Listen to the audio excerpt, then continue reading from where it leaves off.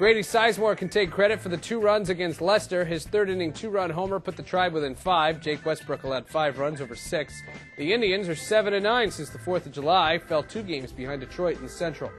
Daisuke Matsuzaka trying to work out of a rough patch. The Japanese rookie right-hander is 1-2 with a 7.31 ERA in his last 3 starts, failing to last longer than 6 innings in any of them. CC Sabathia hasn't won in his last 7 starts, the longest winless streak in his career. Sabathia is currently tied with Josh Beckett for the Major League lead in wins, but here's the red flag. He's 1-2 with an ERA close to 9 in his 3 July starts. The Red Sox have scored 34 runs in the last 4 games. That's without David Ortiz in the lineup. Big Papi injured his left shoulder sliding into second base on Friday. He's expected back in the lineup on Wednesday. Yesterday's MRI showed no damage. 3 losses in 4 starts this month. Jake Westbrook watched his ERA balloon to close to 7 this month. Is pitching help on the way for Cleveland? A solid prospect who's rumored to be on his way up, lefty Aaron Laffey, who's no laugh. He recently rattled up 7 straight wins, AAA Buffalo. It's the Red Sox and the Indians in the second of 4. Matsuzaka against Sabathia.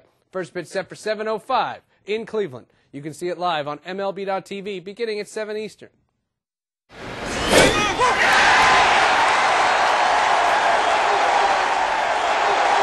The Boston Red Sox try for their 5th straight win tonight, their longest win streak in a month, in second of 4 games against the Cleveland Indians at Jacobs Field. CC Sabathia tries to become baseball's first 14-game winner, faces off against Daisuke Matsuzaka. Solid matchup in this one. First pitch, 7:05 in Cleveland. An emotional night last night for the Red Sox. John Lester won his first appearance since being diagnosed with treatable lymphoma last August. Lester pitched 6 innings, a 5-hit ball, allowing just 2 runs. Highlight of the night came with the bases loaded for Cleveland in the bottom of the 4th. Grady Sizemore at the plate. Struck him out. Lester comes up with 2 big strikeouts. That highlight will be seen 50 times a day in Boston. Their win was their 4th straight, 6-2. Grady Sizemore can take credit for the 2 runs against Leicester. His third-inning 2-run homer put the Tribe within 5. Jake Westbrook will add 5 runs over 6. The Indians are 7-9 since the 4th of July, fell 2 games behind Detroit in the Central. Daisuke Matsuzaka trying to work out of a rough patch. The Japanese rookie right-hander is 1-2 with a 7.31 ERA in his last 3 starts, failing to last longer than 6 innings in any of them. CC Sabathia hasn't won in his last 7 starts, the longest winless streak in his career. Sabathia is currently tied with Josh Beckett for the Major League lead in wins, but here's the red flag. He's 1-2 with an ERA close to 9 in his 3 July starts. The Red Sox have scored 34 runs in the last 4 games. That's without David Ortiz in the lineup.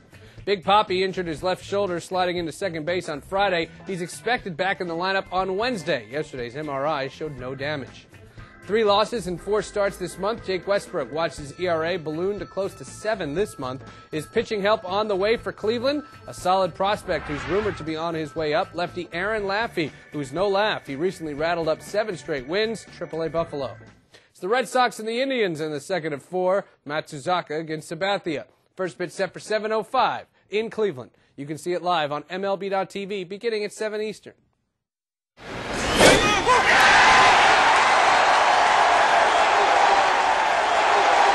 The Boston Red Sox try for their 5th straight win tonight, their longest win streak in a month, in second of 4 games against the Cleveland Indians at Jacobs Field. CC Sabathia tries to become baseball's first 14-game winner, faces off against Daisuke Matsuzaka. Solid matchup in this one. First pitch, 7:05 in Cleveland. An emotional night last night for the Red Sox. John Lester won his first appearance since being diagnosed with treatable lymphoma last August. Lester pitched 6 innings, a 5-hit ball, allowing just 2 runs. Highlight of the night came with the bases loaded for Cleveland in the bottom of the 4th. Grady Sizemore at the plate. Struck him out. Lester comes up with 2 big strikeouts.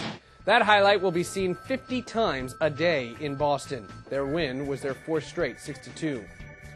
Grady Sizemore can take credit for the 2 runs against Leicester. His third-inning 2-run homer put the Tribe within 5. Jake Westbrook will add 5 runs over 6. The Indians are 7-9 since the 4th of July, fell 2 games behind Detroit in the Central. Daisuke Matsuzaka trying to work out of a rough patch. The Japanese rookie right-hander is 1-2 with a 7.31 ERA in his last 3 starts, failing to last longer than 6 innings in any of them. CC Sabathia hasn't won in his last 7 starts, the longest winless streak in his career. Sabathia is currently tied with Josh Beckett for the Major League lead in wins, but here's the red flag. He's 1-2 with an ERA close to 9 in his 3 July starts. The Red Sox have scored 34 runs in the last 4 games. That's without David Ortiz in the lineup. Big Papi injured his left shoulder sliding into second base on Friday. He's expected back in the lineup on Wednesday. Yesterday's MRI showed no damage. 3 losses in 4 starts this month. Jake Westbrook watched his ERA balloon to close to 7 this month. Is pitching help on the way for Cleveland? A solid prospect who's rumored to be on his way up, lefty Aaron Laffey, who's no laugh. He recently rattled up 7 straight wins, AAA Buffalo. It's the Red Sox and the Indians in the second of 4. Matsuzaka against Sabathia. First pitch set for 7:05 in Cleveland. You can see it live on MLB.TV beginning at 7 Eastern.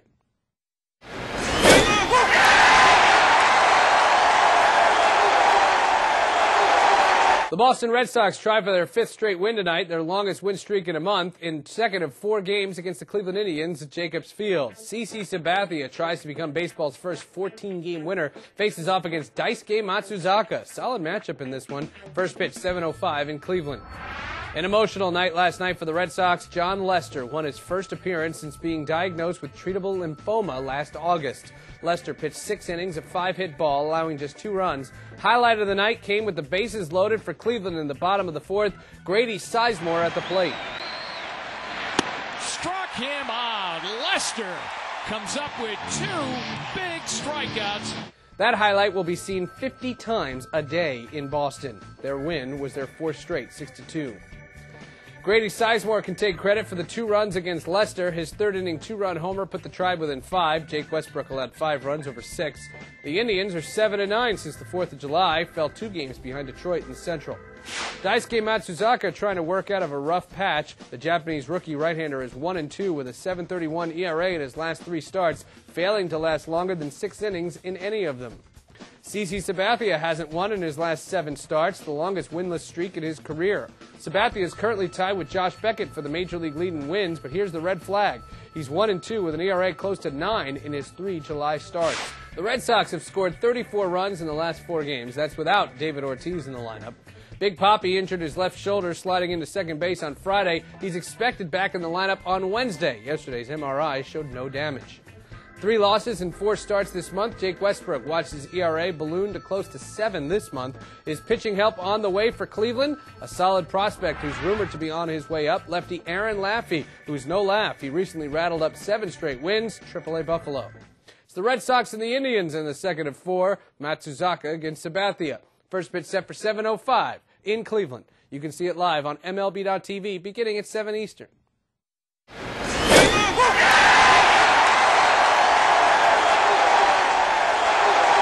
The Boston Red Sox try for their 5th straight win tonight, their longest win streak in a month, in second of 4 games against the Cleveland Indians at Jacobs Field. CC Sabathia tries to become baseball's first 14-game winner, faces off against Daisuke Matsuzaka. Solid matchup in this one. First pitch 7:05 in Cleveland. An emotional night last night for the Red Sox. John Lester won his first appearance since being diagnosed with treatable lymphoma last August. Lester pitched 6 innings, a 5-hit ball, allowing just 2 runs. Highlight of the night came with the bases loaded for Cleveland in the bottom of the 4th. Grady Sizemore at the plate. Struck him out. Lester comes up with 2 big strikeouts. That highlight will be seen 50 times a day in Boston. Their win was their 4th straight, 6-2. Grady Sizemore can take credit for the 2 runs against Leicester. His 3rd-inning 2-run homer put the Tribe within 5. Jake Westbrook allowed 5 runs over 6. The Indians are 7-9 since the 4th of July, fell 2 games behind Detroit in the Central. Daisuke Matsuzaka trying to work out of a rough patch. The Japanese rookie right-hander is 1-2 with a 7.31 ERA in his last 3 starts, failing to last longer than 6 innings in any of them. CC Sabathia hasn't won in his last 7 starts, the longest winless streak in his career. Sabathia is currently tied with Josh Beckett for the Major League lead in wins, but here's the red flag. He's 1-2 with an ERA close to 9 in his 3 July starts. The Red Sox have scored 34 runs in the last 4 games. That's without David Ortiz in the lineup. Big Papi injured his left shoulder sliding into second base on Friday. He's expected back in the lineup on Wednesday. Yesterday's MRI showed no damage. 3 losses in 4 starts this month. Jake Westbrook watched his ERA balloon to close to 7 this month. Is pitching help on the way for Cleveland? A solid prospect who's rumored to be on his way up, lefty Aaron Laffey, who's no laugh. He recently rattled up 7 straight wins, AAA Buffalo. It's the Red Sox and the Indians in the second of 4. Matsuzaka against Sabathia. First pitch set for 7:05 in Cleveland. You can see it live on MLB.tv beginning at 7 Eastern.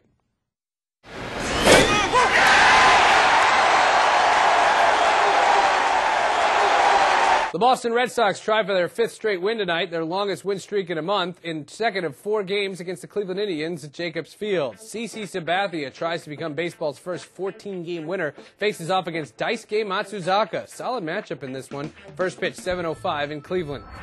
An emotional night last night for the Red Sox. John Lester won his first appearance since being diagnosed with treatable lymphoma last August. Lester pitched 6 innings, a 5-hit ball, allowing just 2 runs. Highlight of the night came with the bases loaded for Cleveland in the bottom of the 4th. Grady Sizemore at the plate. Struck him out. Lester comes up with 2 big strikeouts. That highlight will be seen 50 times a day in Boston. Their win was their 4th straight, 6-2.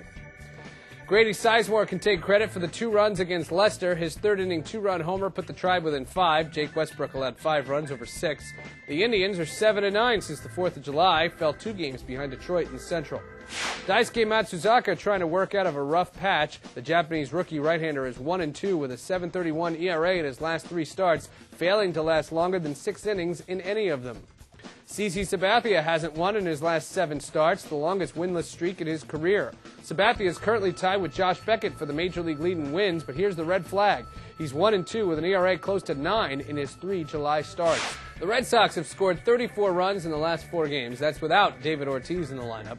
Big Papi injured his left shoulder sliding into second base on Friday. He's expected back in the lineup on Wednesday. Yesterday's MRI showed no damage.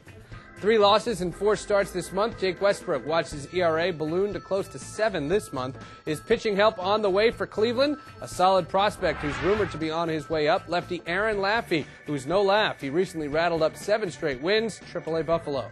It's the Red Sox and the Indians in the second of 4. Matsuzaka against Sabathia. First pitch set for 7:05 in Cleveland. You can see it live on MLB.tv beginning at 7 Eastern.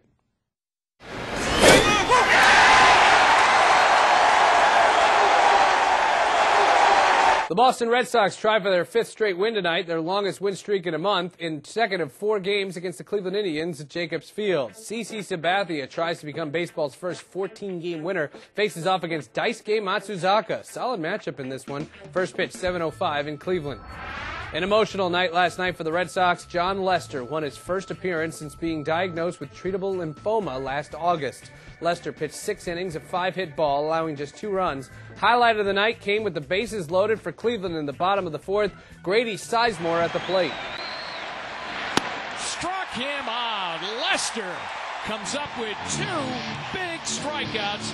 That highlight will be seen 50 times a day in Boston. Their win was their 4th straight, 6-2. Grady Sizemore can take credit for the 2 runs against Leicester. His 3rd-inning 2-run homer put the Tribe within 5. Jake Westbrook allowed 5 runs over 6. The Indians are 7-9 since the 4th of July, fell 2 games behind Detroit in the Central. Daisuke Matsuzaka trying to work out of a rough patch. The Japanese rookie right-hander is 1-2 with a 7.31 ERA in his last 3 starts, failing to last longer than 6 innings in any of them. CC Sabathia hasn't won in his last 7 starts, the longest winless streak in his career. Sabathia is currently tied with Josh Beckett for the Major League lead in wins, but here's the red flag. He's 1-2 with an ERA close to 9 in his 3 July starts. The Red Sox have scored 34 runs in the last 4 games. That's without David Ortiz in the lineup. Big Papi injured his left shoulder sliding into second base on Friday. He's expected back in the lineup on Wednesday. Yesterday's MRI showed no damage. 3 losses in 4 starts this month. Jake Westbrook watched his ERA balloon to close to 7 this month. Is pitching help on the way for Cleveland? A solid prospect who's rumored to be on his way up, lefty Aaron Laffey, who's no laugh. He recently rattled up 7 straight wins, AAA Buffalo. It's the Red Sox and the Indians in the second of 4. Matsuzaka against Sabathia. First pitch set for 7:05 in Cleveland. You can see it live on MLB.tv beginning at 7 Eastern.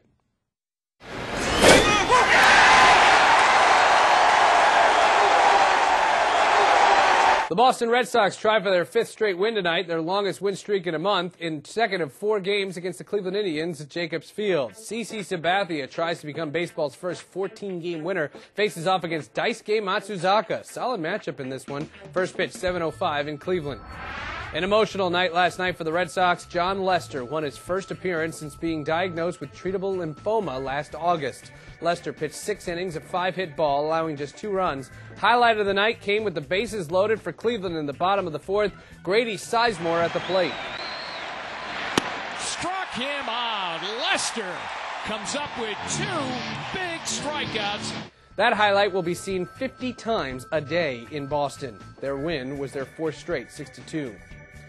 Grady Sizemore can take credit for the 2 runs against Leicester. His 3rd-inning 2-run homer put the Tribe within 5. Jake Westbrook allowed 5 runs over 6. The Indians are 7-9 since the 4th of July, fell 2 games behind Detroit in the Central. Daisuke Matsuzaka trying to work out of a rough patch. The Japanese rookie right-hander is 1-2 with a 7.31 ERA in his last 3 starts, failing to last longer than 6 innings in any of them. CC Sabathia hasn't won in his last 7 starts, the longest winless streak in his career. Sabathia is currently tied with Josh Beckett for the Major League lead in wins, but here's the red flag. He's 1-2 with an ERA close to 9 in his 3 July starts. The Red Sox have scored 34 runs in the last 4 games. That's without David Ortiz in the lineup. Big Papi injured his left shoulder sliding into second base on Friday. He's expected back in the lineup on Wednesday. Yesterday's MRI showed no damage.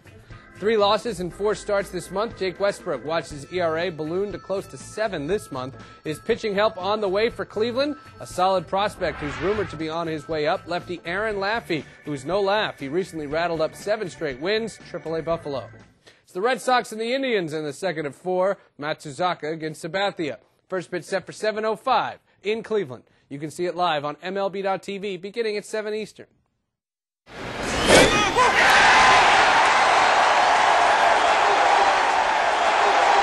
The Boston Red Sox try for their 5th straight win tonight, their longest win streak in a month, in 2nd of 4 games against the Cleveland Indians at Jacobs Field. CC Sabathia tries to become baseball's first 14-game winner, faces off against Daisuke Matsuzaka. Solid matchup in this one. First pitch, 7:05 in Cleveland.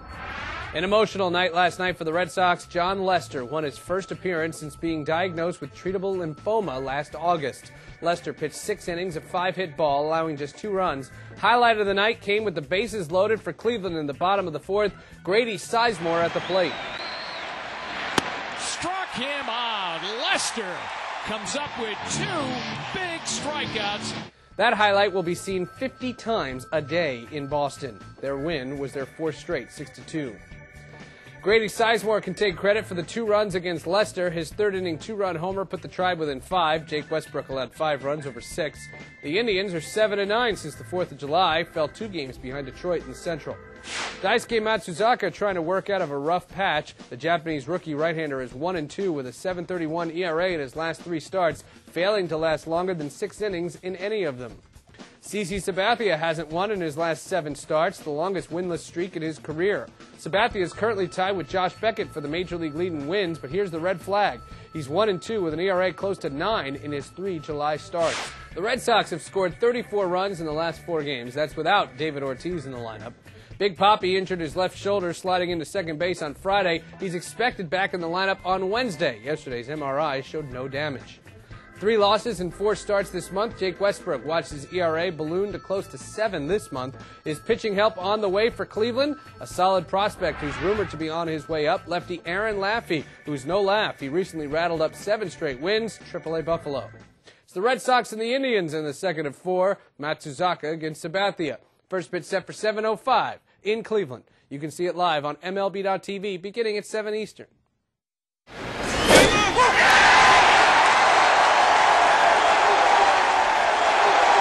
The Boston Red Sox try for their 5th straight win tonight, their longest win streak in a month, in 2nd of 4 games against the Cleveland Indians at Jacobs Field. CC Sabathia tries to become baseball's first 14-game winner, faces off against Daisuke Matsuzaka. Solid matchup in this one. First pitch, 7:05 in Cleveland.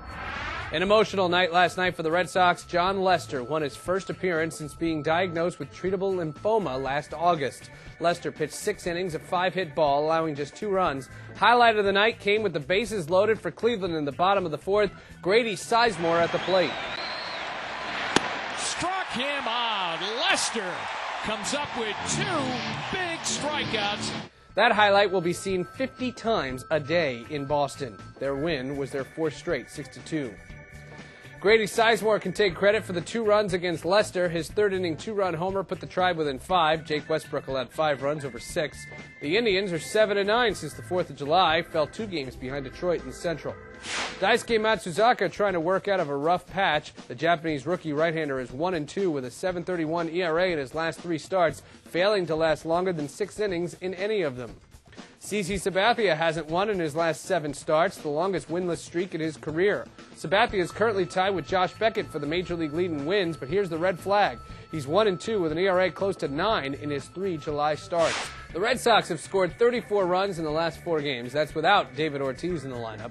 Big Papi injured his left shoulder sliding into second base on Friday. He's expected back in the lineup on Wednesday. Yesterday's MRI showed no damage.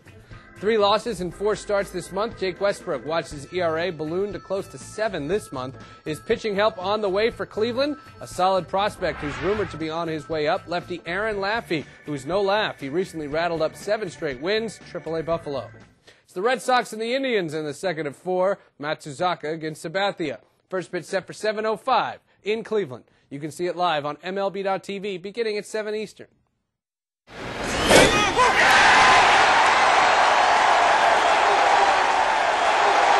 The Boston Red Sox try for their 5th straight win tonight, their longest win streak in a month, in second of 4 games against the Cleveland Indians at Jacobs Field. CC Sabathia tries to become baseball's first 14-game winner, faces off against Daisuke Matsuzaka. Solid matchup in this one. First pitch, 7:05 in Cleveland. An emotional night last night for the Red Sox. John Lester won his first appearance since being diagnosed with treatable lymphoma last August. Lester pitched 6 innings, a 5-hit ball, allowing just 2 runs. Highlight of the night came with the bases loaded for Cleveland in the bottom of the 4th. Grady Sizemore at the plate. Struck him out. Lester comes up with 2 big strikeouts. That highlight will be seen 50 times a day in Boston. Their win was their 4th straight, 6-2. Grady Sizemore can take credit for the 2 runs against Leicester. His third-inning 2-run homer put the Tribe within 5. Jake Westbrook will add 5 runs over 6. The Indians are 7-9 since the 4th of July, fell 2 games behind Detroit in the Central. Daisuke Matsuzaka trying to work out of a rough patch. The Japanese rookie right-hander is 1-2 with a 7.31 ERA in his last 3 starts, failing to last longer than 6 innings in any of them. CC Sabathia hasn't won in his last 7 starts, the longest winless streak in his career. Sabathia is currently tied with Josh Beckett for the Major League lead in wins, but here's the red flag. He's 1-2 with an ERA close to 9 in his 3 July starts. The Red Sox have scored 34 runs in the last 4 games. That's without David Ortiz in the lineup. Big Papi injured his left shoulder sliding into second base on Friday. He's expected back in the lineup on Wednesday. Yesterday's MRI showed no damage. 3 losses in 4 starts this month. Jake Westbrook watched his ERA balloon to close to 7 this month. Is pitching help on the way for Cleveland? A solid prospect who's rumored to be on his way up, lefty Aaron Laffey, who's no laugh. He recently rattled up 7 straight wins, AAA Buffalo. It's the Red Sox and the Indians in the second of 4. Matsuzaka against Sabathia. First pitch set for 7:05 in Cleveland. You can see it live on MLB.TV beginning at 7 Eastern.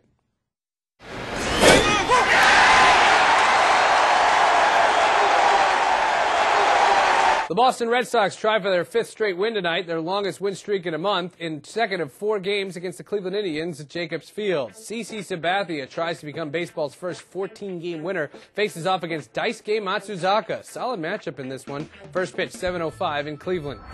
An emotional night last night for the Red Sox. John Lester won his first appearance since being diagnosed with treatable lymphoma last August. Lester pitched 6 innings, a 5-hit ball, allowing just 2 runs. Highlight of the night came with the bases loaded for Cleveland in the bottom of the 4th. Grady Sizemore at the plate. Struck him out. Lester comes up with 2 big strikeouts.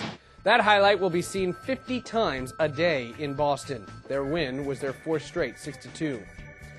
Grady Sizemore can take credit for the 2 runs against Leicester. His third-inning 2-run homer put the Tribe within 5. Jake Westbrook will add 5 runs over 6. The Indians are 7-9 since the 4th of July, fell 2 games behind Detroit in the Central.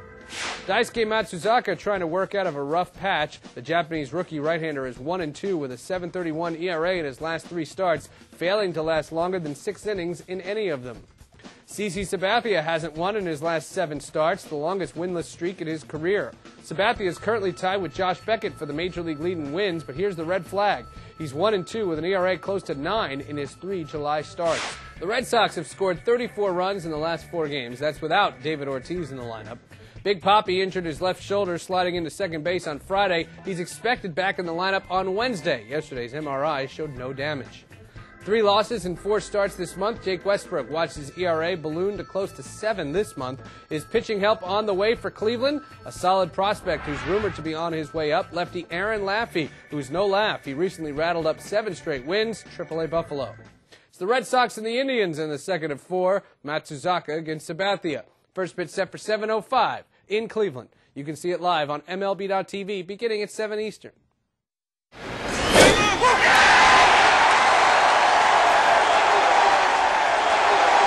The Boston Red Sox try for their 5th straight win tonight, their longest win streak in a month, in second of 4 games against the Cleveland Indians at Jacobs Field. CC Sabathia tries to become baseball's first 14-game winner, faces off against Daisuke Matsuzaka. Solid matchup in this one. First pitch, 7:05 in Cleveland.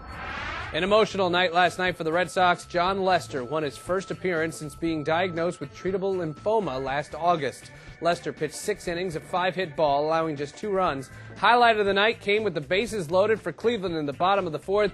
Grady Sizemore at the plate.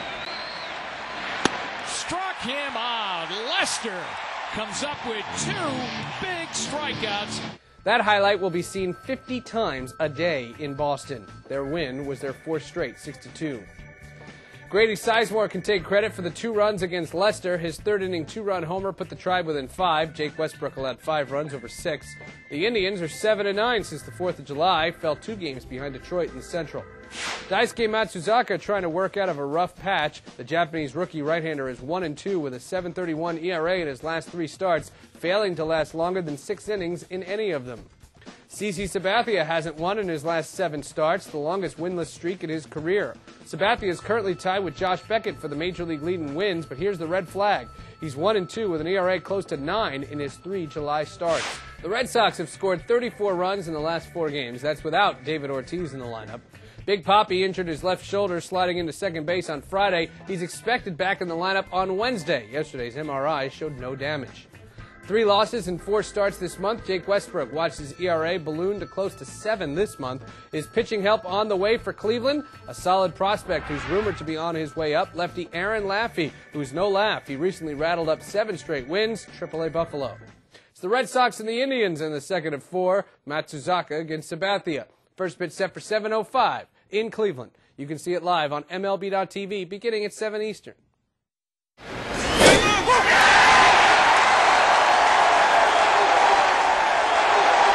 The Boston Red Sox try for their 5th straight win tonight, their longest win streak in a month, in second of 4 games against the Cleveland Indians at Jacobs Field. CC Sabathia tries to become baseball's first 14-game winner, faces off against Daisuke Matsuzaka. Solid matchup in this one. First pitch, 7:05 in Cleveland.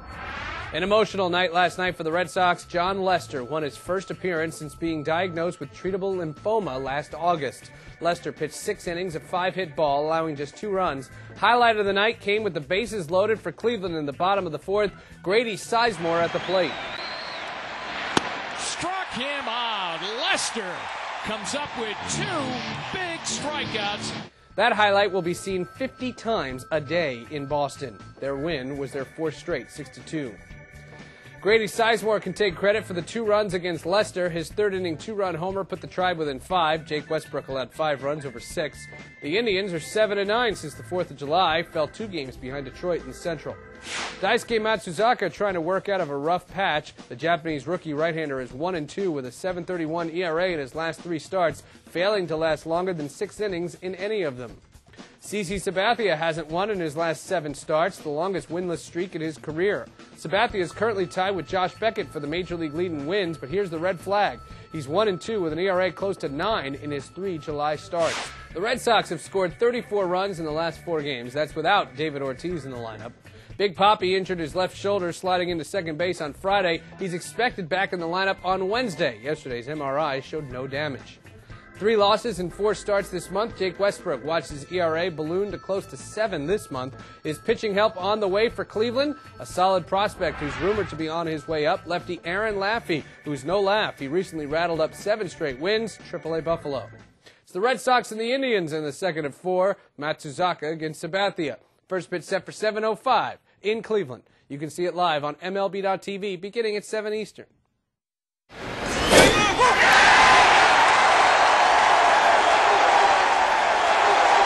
The Boston Red Sox try for their 5th straight win tonight, their longest win streak in a month, in second of 4 games against the Cleveland Indians at Jacobs Field. CC Sabathia tries to become baseball's first 14-game winner, faces off against Daisuke Matsuzaka. Solid matchup in this one. First pitch, 7:05 in Cleveland. An emotional night last night for the Red Sox. John Lester won his first appearance since being diagnosed with treatable lymphoma last August. Lester pitched 6 innings, a 5-hit ball, allowing just 2 runs. Highlight of the night came with the bases loaded for Cleveland in the bottom of the 4th. Grady Sizemore at the plate. Struck him out. Lester comes up with 2 big strikeouts. That highlight will be seen 50 times a day in Boston. Their win was their 4th straight, 6-2. Grady Sizemore can take credit for the 2 runs against Leicester. His 3rd-inning 2-run homer put the Tribe within 5. Jake Westbrook allowed 5 runs over 6. The Indians are 7-9 since the 4th of July, fell 2 games behind Detroit in the Central. Daisuke Matsuzaka trying to work out of a rough patch. The Japanese rookie right-hander is 1-2 with a 7.31 ERA in his last 3 starts, failing to last longer than 6 innings in any of them. CC Sabathia hasn't won in his last 7 starts, the longest winless streak in his career. Sabathia is currently tied with Josh Beckett for the Major League lead in wins, but here's the red flag. He's 1-2 with an ERA close to 9 in his 3 July starts. The Red Sox have... Exclusive presentation of Sports Time Ohio.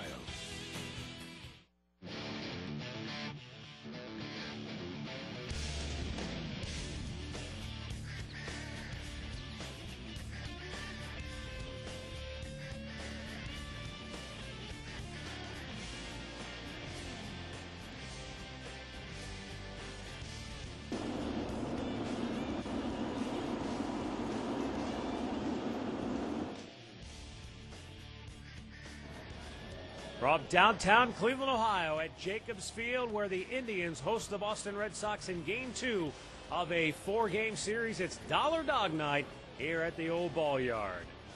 Hi, everyone. I'm Matt Underwood. Alongside Rick Manning, Indians will try to get back to their winning ways tonight as CC Sabathia goes up against Daisuke Matsuzaka. Rick, the Indians need CC Sabathia to get back to his pre-All-Star break form when he was dominant, because in his last 3 starts, he's allowed 16 runs. Well, he was lights out for so long right there. But, you know, when you look at any of the CC numbers, they're very, very good. This year, 16-5 in his starts.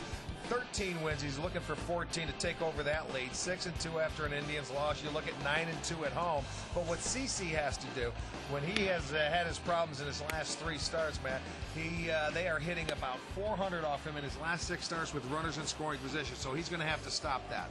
When they get him on, he needs to shut him down.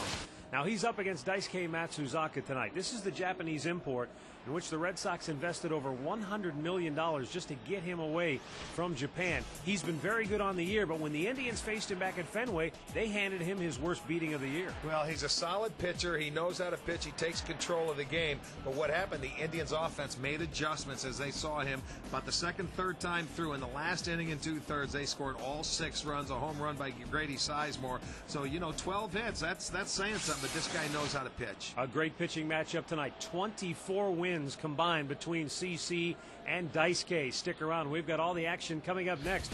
The Indians know that the Tigers have already lost today, so a win tonight gets the Tribe a little bit closer to the Tigers in the top spot in the Central Division. The starting 9 in tonight's first pitch, straight ahead on Sports Time Ohio.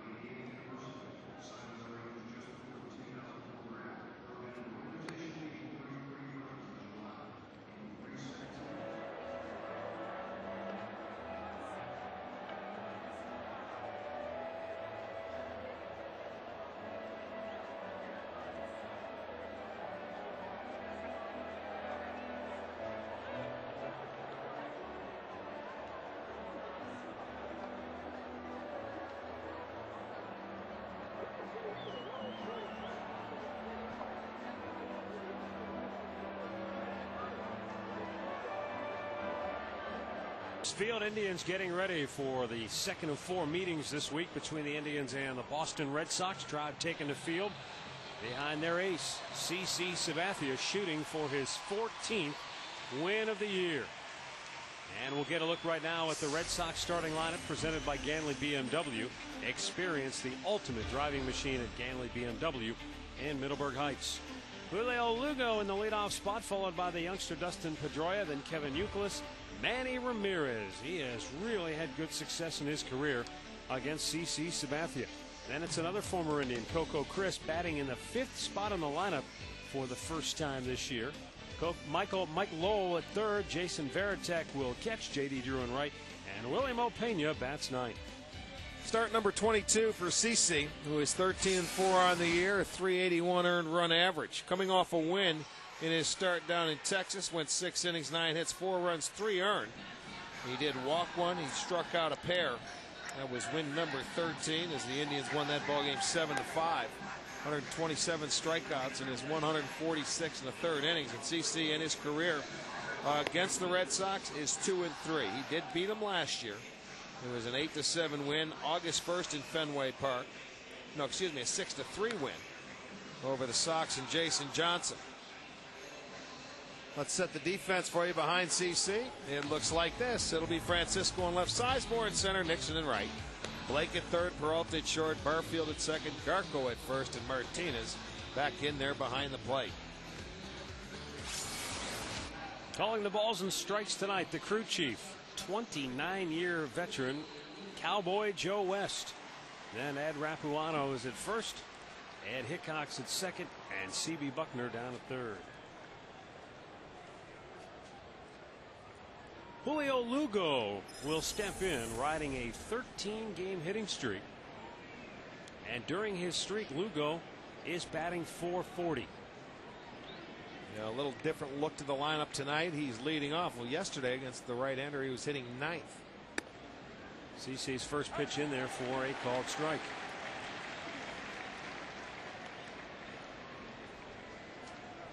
For the year, Lugo batting just .225 despite his hot streak. And that's due to the fact that before he started this tear, he had 3 hits in his previous 46 at bats. He was really struggling there down around the 200 mark or a little below it. There was a lot of concern about him in Boston. A high fly ball to left. Ben Francisco drifting back. 1 away. Tonight's injury report brought to you by the law firm of Nuremberg Paris. Justice for the injured since 1928. Call 1-888-JUSTICE. Aaron Foltz hoping to get out on a rehab assignment in the near future. For the Red Sox, one of their key guys down, well, aside from Curt Schilling, is David Ortiz. He's not on the DL, but he's got that shoulder injury that he hurt diving into second base. He's hoping to be in the lineup tomorrow. He took batting practice on the field this afternoon. He said he'll have to see how it feels and take it from there. Dustin Pedroia steps in and takes a strike.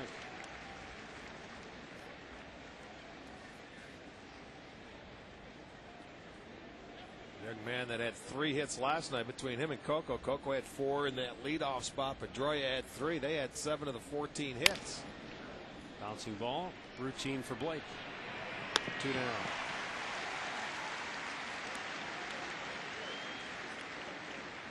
Bring up Kevin Youkilis. Looking at the injury report for Boston, Rick, Curt Schilling, who was on the DL, is actually with the ball club. And on Thursday, when they're wrapping up the series, he's going to drive to Toledo. And he'll make a rehab start for the Red Sox farm club against the Mudheads.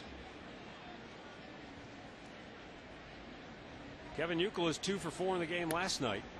Well, the last time we saw him at Fenway, he was as hot as they get. Yeah, we mentioned, would he have 9 consecutive multi-hit games in a row?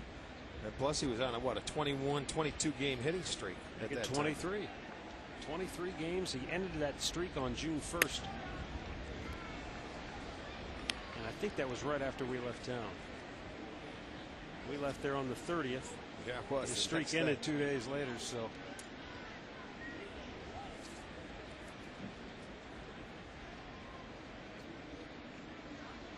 CC Sabathia looking in. And it's in there for a called strike.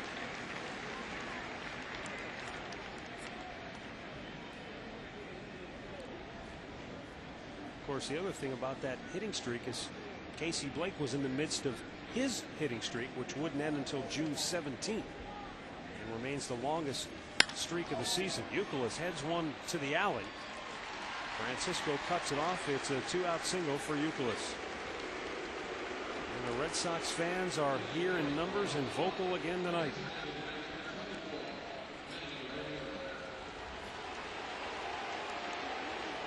Youkilis with a 23-game streak. Casey Blake, he ran his out to 26, still the longest of the season. It'll bring Manny Ramirez to the plate. He also went 2 for 4 last night, had a double.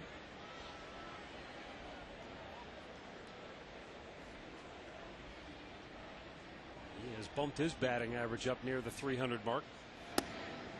That's due, in fact, to the fact that in his last 12 games, Manny has batted .395. You know when this guy gets on a roll, he can continue it. And he's put up some very good career numbers against CC. The 1-0 catches the outside corner to even the count.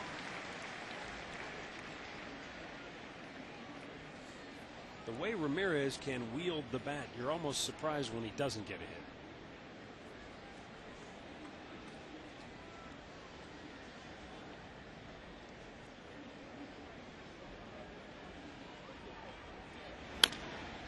He chops one towards third. Blake in fair territory.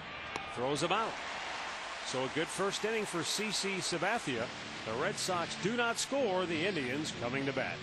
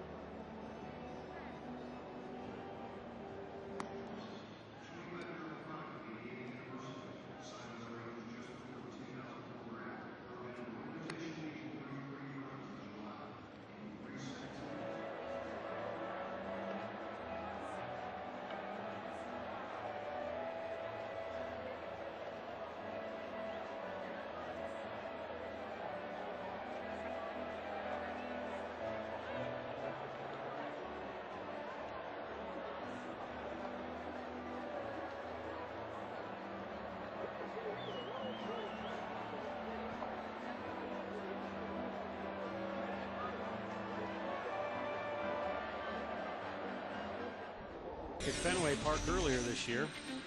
Grady Sizemore in the leadoff spot, followed by Casey Blake and Victor Martinez. Travis Hafner in the cleanup spot. Ryan Garco, a career-high 16-game hitting streak. And Johnny Peralta, Trot Nixon, Ben Francisco, and Josh Barfield. Nice K on the mound for the Red Sox. 11-7 this year, an ERA just under 4, making his 21st start. His last start against the Indians back in Boston, that was on the 30th of May. Went 5 2/3 innings, gave up 12 hits, which is a season high for him, and 6 runs. All 6 runs came in the final inning and 2/3, including 4 in the last 6. So he's coming back, and this guy controls the tempo of the game, Matt. He doesn't rush. He's, after seeing him one time, we thought he had so many different pitches, 6 or 7 different pitches. He just goes out there and he goes at you. Doesn't like to throw it straight. Cut it, sink it, change speeds. Grady Sizemore to lead it off for the Indians.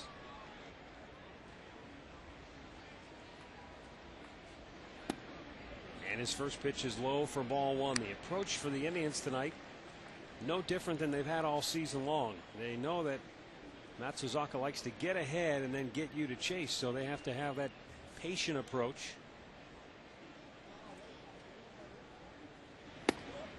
There's a strike. There are some guys who you want to try to get them early in the count, or that first fastball.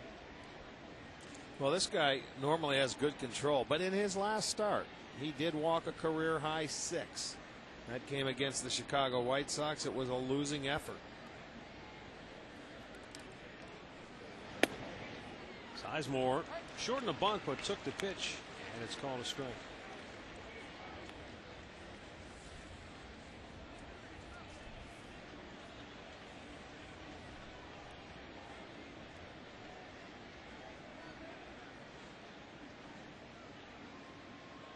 Now Matsuzaka, who has that very slow and deliberate windup, and Grady golfs one in the center field for a base hit. Indians leadoff man is aboard. Grady's second hit in the series. He got it down on the trademark a little bit. He tried to come inside on Grady. Let's set the Boston defense for you. In the outfield, it's Pena, Crisp, and Drew. On the infield, it's Lowell, Lugo, Pedroia, Youkilis, Veritek behind the plate.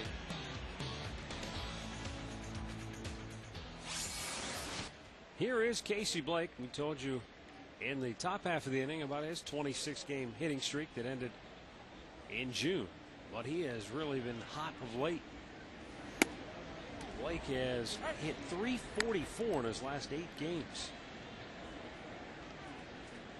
Casey went 2 for 3 last night.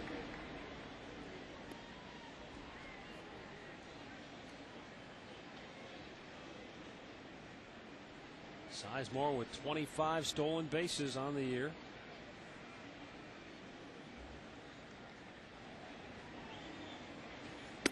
Matsuzaka very quick to the plate. Yes, he is. Boy, he gets rid of it. He gives their Veritek a very good opportunity.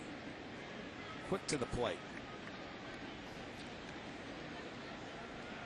Casey Blake in his last 20 hits, 11 of them have been for extra bases.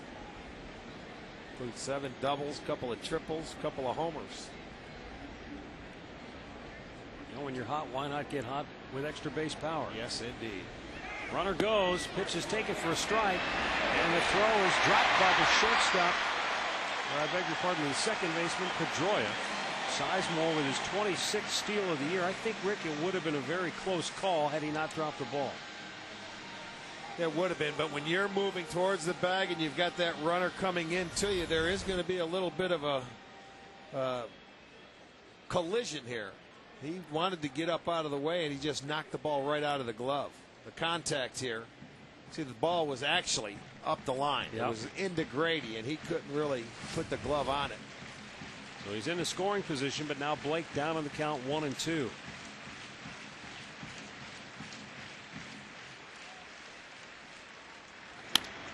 Blake chops it towards third. Sizemore running to third, and he is out. Yeah, he had a bad decision right there. He was going back to the bag after his secondary lead, and the ball was in front of him, and he tried to make it. That was just a mistake that you don't see Grady make too often. You're already in scoring position, no need. Watch him go back. See, he's going back to the base. If he would have had his normal lead and a secondary lead, he would have made it easily. But he was going back. He figured, okay, they're not going to go after me. They did. They get the lead runner. So a mistake by Grady.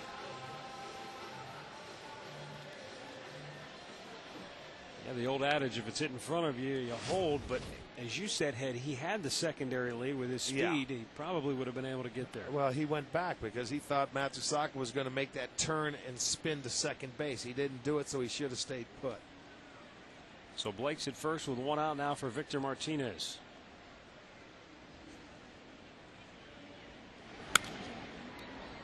Fouled back out of play.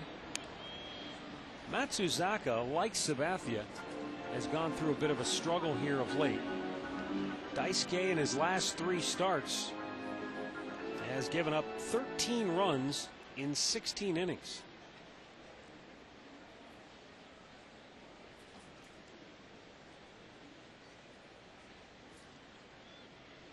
This is a guy who doesn't know too much about failure. Well, he's considered a rookie in this league. And when you look at the numbers, you're thinking, my goodness, those are great rookie numbers. But I mean, the guy's pitched over in Japan for a number of years. He's been outstanding over there. Theo Epstein, the Red Sox general manager, said, you know, coming out of high school, he probably wouldn't even have been drafted had he been a United States player, because he was only about 5'11", maybe 180 pounds at best.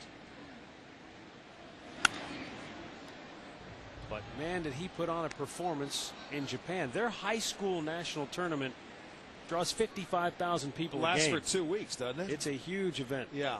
I mean, it's a national event. Everybody focuses on it. It's almost like junior hockey is in Montreal and Quebec and Toronto, Canada. And he put on a performance that was one for the ages, and he is still referred to in almost reverential terms in Japan.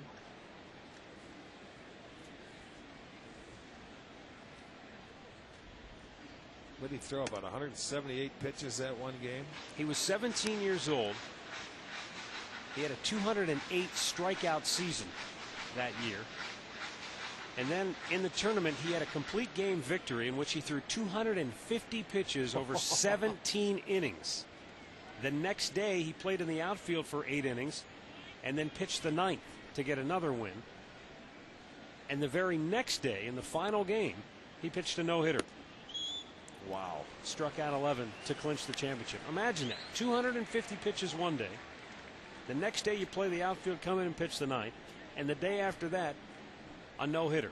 How do you say rubber arm? Well, he doesn't believe in ice. Another one of those guys that does have the so-called rubber arm. Doesn't seem to wear down. You throw that many pitches in consecutive days, there's something freakish about your genetics. Payoff pitch, runner goes, and it's hit deep down the left side, but it's going to slice foul and go out of play. In fact, Rick, they tell the story in Japan where he pitched in high school. Get this, their high school practice field where the pitchers work out has 5 mounds. And they have a bullpen with 5 pitcher mounds. And his coach said that the one mound that he worked off of every day was in the middle. Nobody touches that pitcher's mound of that rubber. That's his. They don't. They say, you know what, we're not worthy of going near that pitcher's rubber.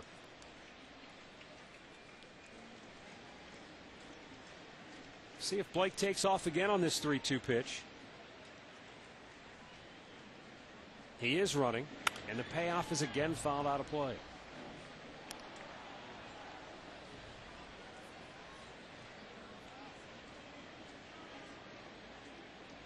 Victor has driven in 14 runs in his last 15 games.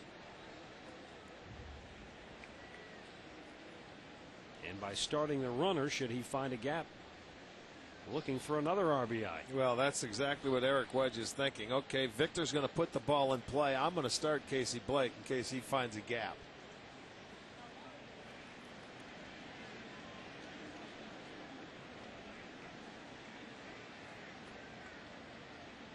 He's going again, and it's ball 4. Good at bat. So 2 on with 1 out. And the batter will be Travis Hafner.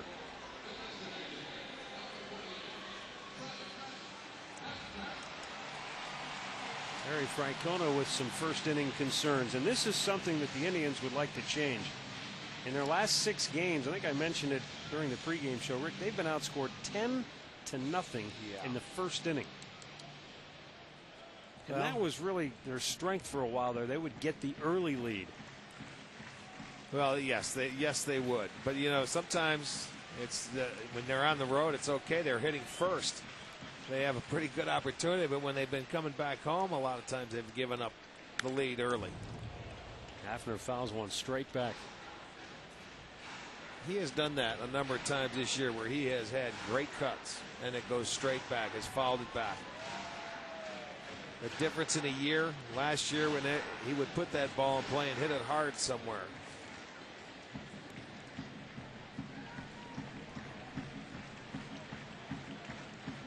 Hafner 0 for his last 12, trying to snap that right here. get the Indians an early lead with Blake in scoring position.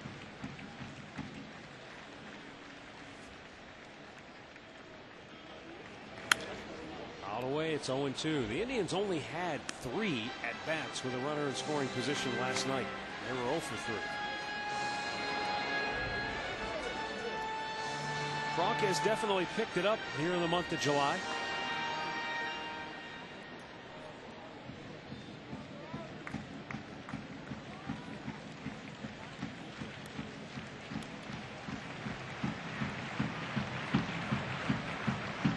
Indians threatening here in inning number 1 with 2 aboard and 1 down.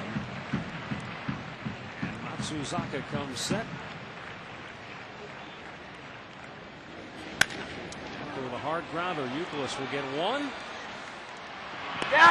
not in time on the turn. So runners at first and third, but now 2 are out. Give Hafner credit for hustling to beat it out to keep the inning alive. Yes, he did. That would have been a double play, but he got down the line in a hurry. So that gives you, an extra out in this inning for the hustle. Tough play to turn. It would be the 3-6-1 double play. And Daisuke got over there. I'll tell you, he was in time. He was at the base. There's Youkilis throwing it back. Lugo on the return flip, and he just does beat it. So good hustle by Hafner to beat it out. And we'll see if Ryan Garko can give the Indians the early lead, if he can extend his hitting streak to 17. It's the longest current hitting streak in baseball.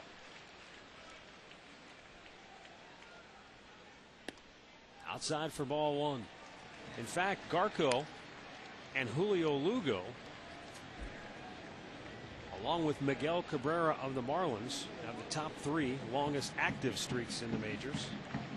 Lugo and Cabrera both at 13.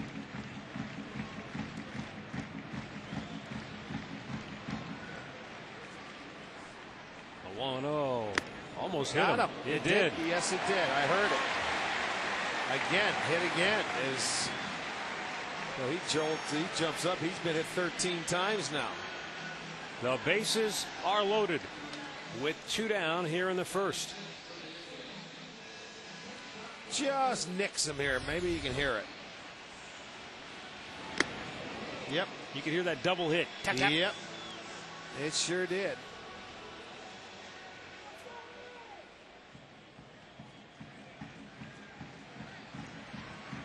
So Garko is down at first. Hafner at second with Blake at third. Johnny Peralta is the batter. Took a wicked cut, came up empty.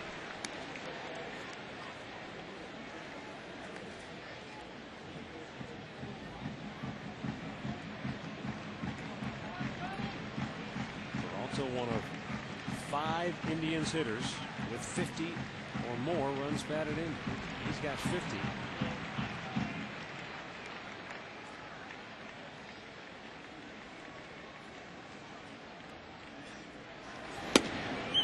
Both he and Blake are right at 50, and Josh Barfield not far behind with 44. And you think about how many RBIs that he has that Grady Sizemore maybe would have picked up. That's a pretty balanced lineup right now, the way it has been constructed.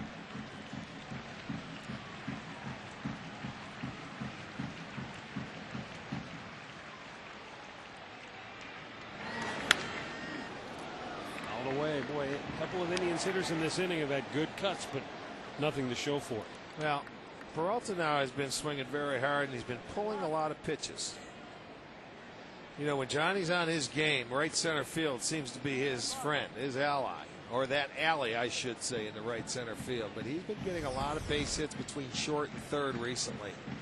And that could be one reason they're trying to pitch him in a little bit more.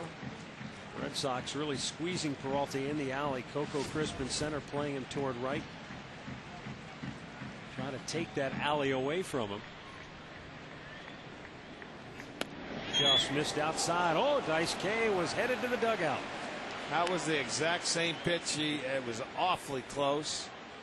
Good pitch, just off the plate. Let's see what you think. There it was, a little off the plate. It was just like one he had earlier in this at bat. Okay, he's not getting it.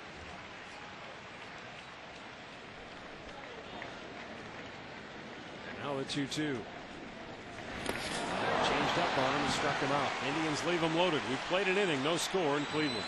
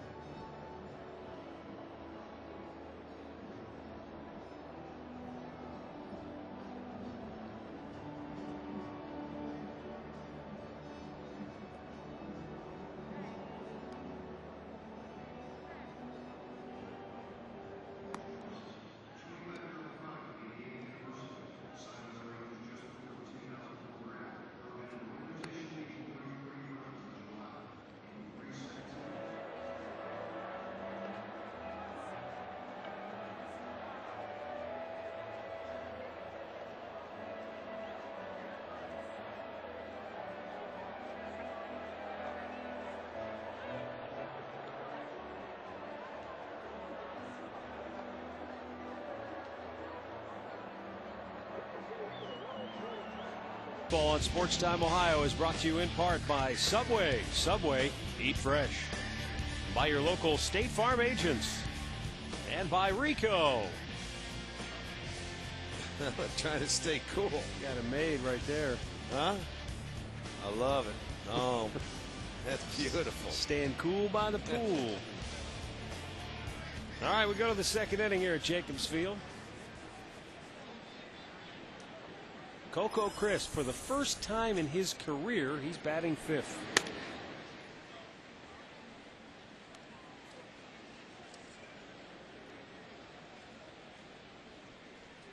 Fourth time? Well, why does this say first time batting fifth tonight?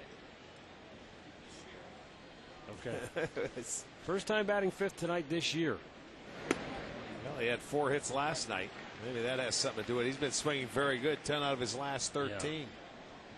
Well, if you take a look at what he has done since June 14th, batting 400. So you're talking over a month now. He has really been locked in. That's 31 games worth of baseball. He's batted over 400. From the start of the year up through June 13th, he was hitting .221. Well, he was 0 for 12 the first time we played him. That was late May. So a couple of weeks after we left, he started getting on. That's down and in, 2-2. Well, and Terry Francona's had to juggle his lineup around this year because, you know, they thought Lugo was going to be the leadoff hitter, and they also thought that Drew was going to be in an RBI spot, and a lot of things have happened. I mean, the consistent ones, you know, Ramirez is going to be there, Euclid and Ortiz. Those guys are going to be in your 3, 4, 5 spots, or 2, 3, 4 spots. They've had problems with a leadoff hitter. These two remain very good friends, CC and Coco Crisp, former teammates with the Indians. Payoff pitch. Struck him out. One down here in the second. Sabathia's first strikeout. Just went right at him. 3-2. Let me get you that fastball just off the outside edge. Very good pitch. Coco there tried to turn on it and pull it. Couldn't reach it. Put it in a very good location. Mike Lowell, third baseman. 1 for 5 last night. Fouled out of play. On the year, you see he's batting 300. Gotta be puzzling for him. He's batting just .224 on the road this year. And hitting lights out, what, .370 at home. And yeah, Fenway's a great place to hit. But Lowell's a veteran who's been around. Well, he likes to pull the ball. That little short porch in left field for that monster he loves.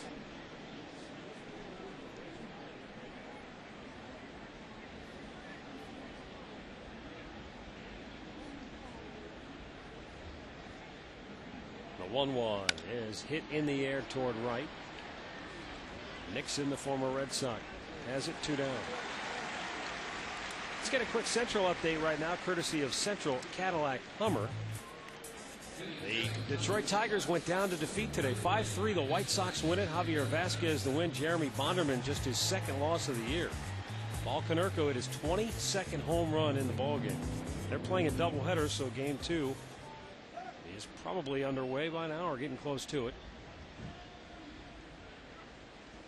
And we will keep you updated as that game goes along the night. Okay, they understand they're getting started. Oh, it must be a day-night doubleheader. Yes. They're getting underway at 8:11 p.m. Oh, they're in Chicago. 8:11. That 11 start. Oh, 7-11 right. that they worked the deal with out there. It's an hour behind us. Red Sox captain Jason Varitek takes the ball down low, 2-0.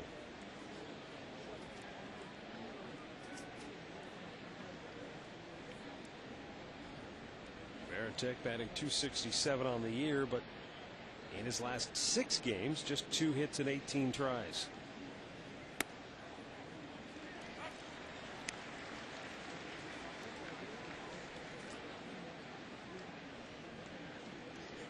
Varitek, the Red Sox captain, and I thought that was interesting when Trot Nixon was asked about the team meeting the other night. He said he never did it in Boston. He said Varitek was the guy that if something needed to be said would say it, and that's why he wears the C on his jersey. Take charge personality. Well, when he became a free agent, that's one person that Boston did not want to let go. The 2-2 is a chopper toward third. Blake behind the bag again. Throws him out. A 1-2-3 second for CC Sabathia. We head to the bottom half of inning number 2. No score in Cleveland.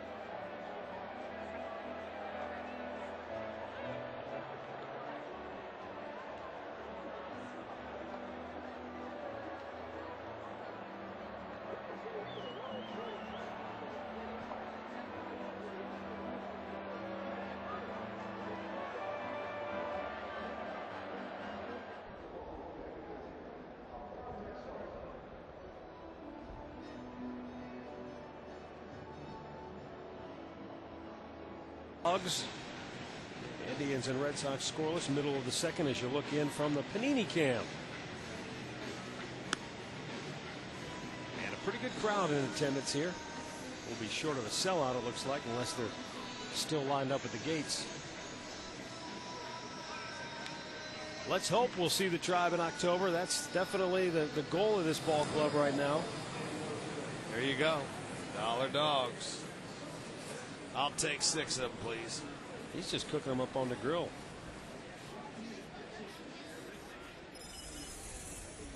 We may have to send Bo down to go get us a couple. Trot Nixon leads it off. And he hits a high pop to right. Drew drifting back. He has room. That ball carried pretty well, but not deep enough. First time tonight, we'll send you to the STO studios. Here's Al Pawlowski.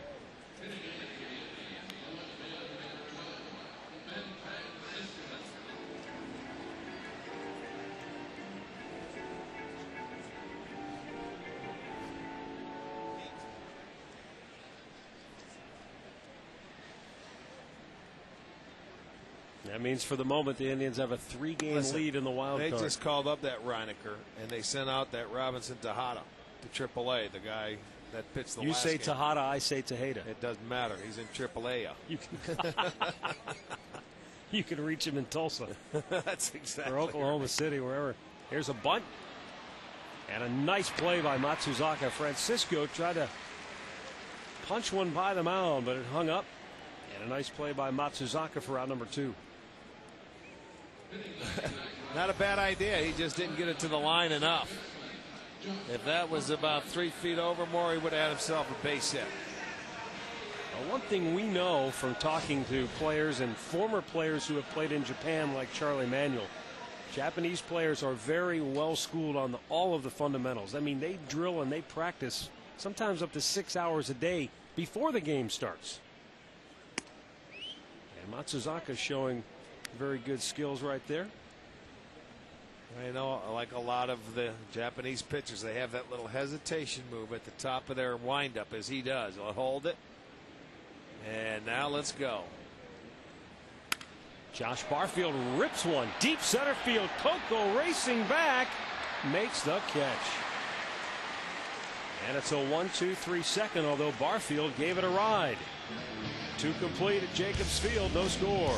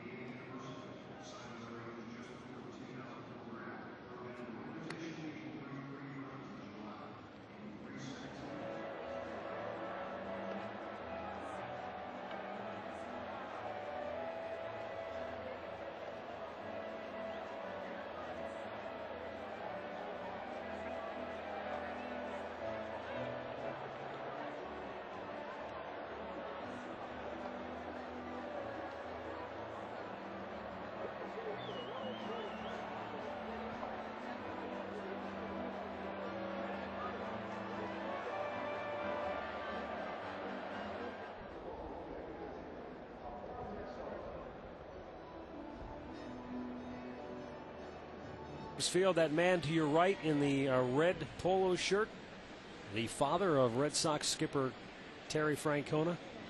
Tito Francona played for the Indians. Yeah, golf buddies sitting up there. He sat up in the Terrace Club to get a little dinner. Now I look down there and he's sitting behind the Red Sox dugout. He's got some pull. How did he get those seats? He knows somebody. You must think so. Here's J.D. Drew leading off the 3rd inning. Takes ball 1 outside. You'd be tough to There he find. is right up there. Yeah, you can see him in the red polo again. Yes, the omnipresent red polo. Up at the top right of your screen. I was going to say you'd be hard pressed to find two more well-liked people than the Franconas.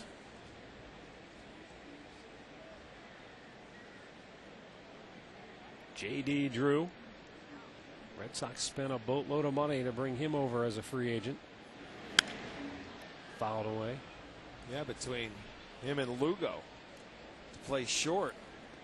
And then they also go out and get Matsusaka and paid big dollars for. So they spent a lot in the offseason.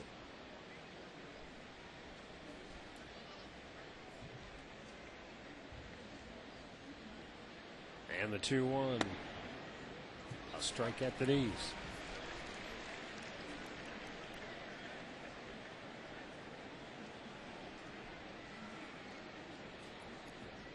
I think the question everyone had about J.D. Drew is just a matter of staying healthy. Injuries have always plagued him. Right. I think 145 games is about the most he's ever played in a year. And it was always something. I mean, the guy's had some talent, a national leaguer his whole career until he signed with the Red Sox.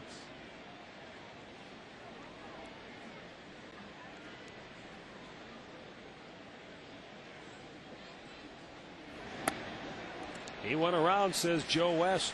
Second strikeout for C.C. Sabathia. One down here in the third.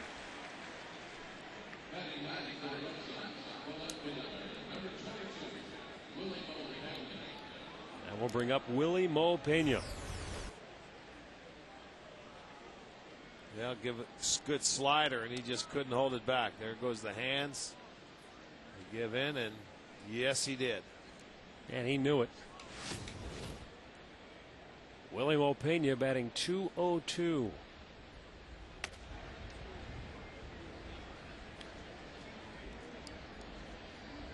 The Red Sox gave up Bronson Arroyo for Willie Mo Pena.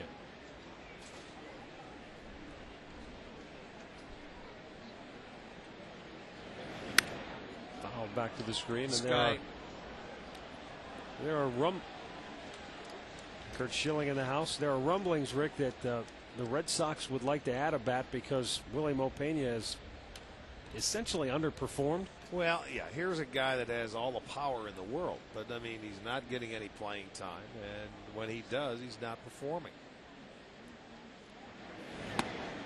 That's inside 2-1.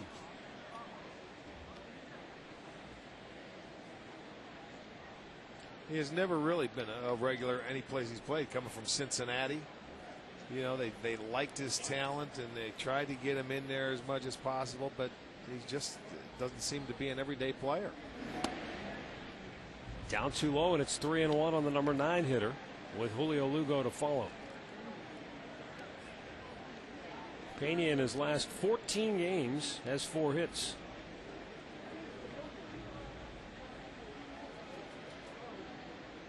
Now the 3-1. Shattered the bat. The barrel of it nicked Sabathia in the foot, but he's fine. 2 down. All right, tonight's all-tell text poll. Who is the only American League player since 1937 with 400 total bases in a season? Wow, that's a lot. That is a lot. Yaz, Jimmy, Double X, Fox, Jim Rice, or Teddy Ballgame. We'll have an update later and the results before we go off the air tonight. Gorgeous night here in downtown Cleveland. Julio Lugo flied to left his first time up. Speaking of trivia questions, between Popper and those guys that are setting us up across the way, they're giving some bad information. John Krepop, and then, of course, our buddy, Mr. Matthew Curto. Remember with the trivia question about the no-hitters? Yeah, not a real good effort on their part tonight. Yeah, they're going to have to check and double-check their facts. There's Popper. How about the way like they tried to backpedal it at the end? Oh, well, what we really meant was, well, you can't do that after you've already Exactly. Well, we can't show you Matthew because he's over in the food room. He's in charge of the dinner over there, but he better come up with something better than what they did. The only ballpark that hasn't had a no-hitter thrown in it. Of course, we said Forbes Field. Trot Nixon, long run, runs it down on the track. Another 1-2-3 inning for Sabathia, and Forbes Field was correct, but not the only one. And therein lied the problem tonight. Middle of the third, no score.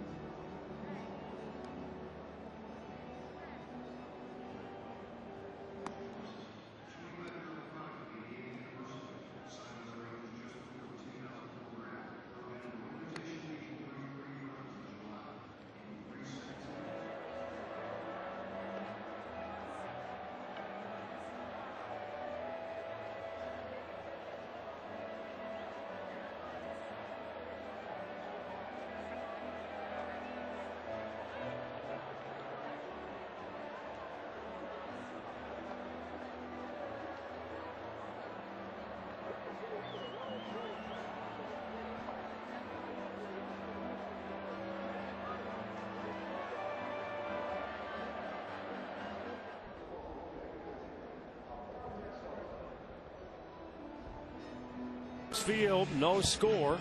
Indians will send the top of the order to the plate against Daisuke Matsuzaka.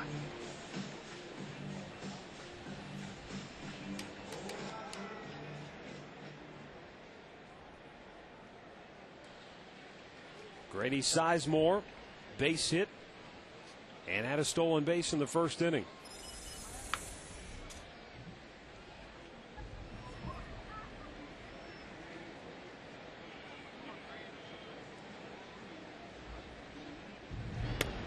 Matsuzaka had to work for it in the first inning. He made 26 pitches, but he breezed through the second with just 5.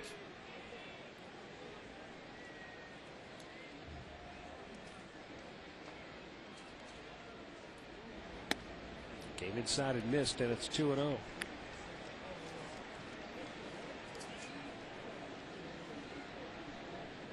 It's hard to believe that Grady Sizemore is leading the Indians in home runs.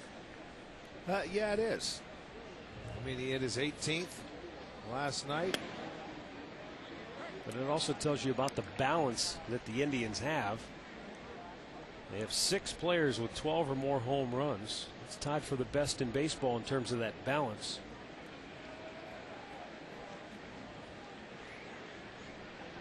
Well, that's why they lead the league in home runs with 119 coming into today's game. In fact, all 6, Rick, they're the top 6 hitters in their lineup. Yes, there you indeed. go. The top 6. Now Daisuke with a 2-1. And Grady with another hit. This one goes to the opposite field. So he is 2 for 2 with 2 singles. Again, another fastball. And he fights this one off instead of pulling it. He got it in on the trademark the first time up, and this looked like it might have been a little bit inside. Yes, it was right around the trademark, but he fights it off and goes the other way. So Grady 2 for 2. And now Casey Blake, who bounced into a fielder's choice in the first after Sizemore had stolen second base. But then Grady, with a costly base running mistake, tried to go to third and was thrown out.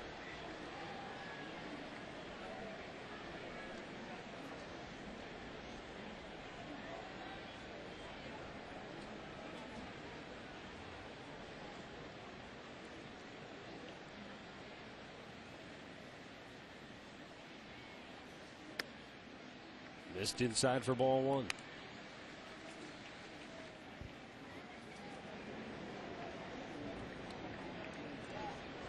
The Red Sox have won 3 of the 4 head-to-head this year with the Tribe. The one game the Indians won came against Matsuzaka at Fenway in the series finale. And as you pointed out earlier, they won that game as they got their second and third looks against him as the game got deeper. Yeah, they took advantage of Matsusaka late in the game. He went 5 2/3 innings. Matter of fact, he allowed a hit to 8 of his final 11 batters that he faced in that game. A season high 12 hits surrendered. Indians have 2 base hits thus far, both belonging to Grady. Just fouled on that third base side. Blake almost ripped it inside the bag. Well, one thing the last night they didn't do it. They didn't hit when they had runners on base. 1 for 13 in the series. You know, the home run is how they scored. This one just foul. And Mike Lowell trying to help out C.B. Buckner, but he had a good look at it.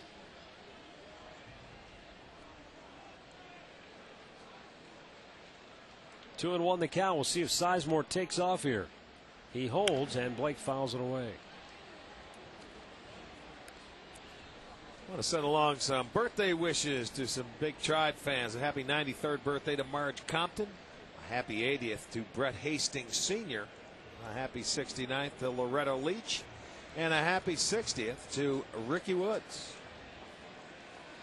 And we've got more to come. It's going to be a busy night. Yes, we do. It's a birthday bash with Boston in town.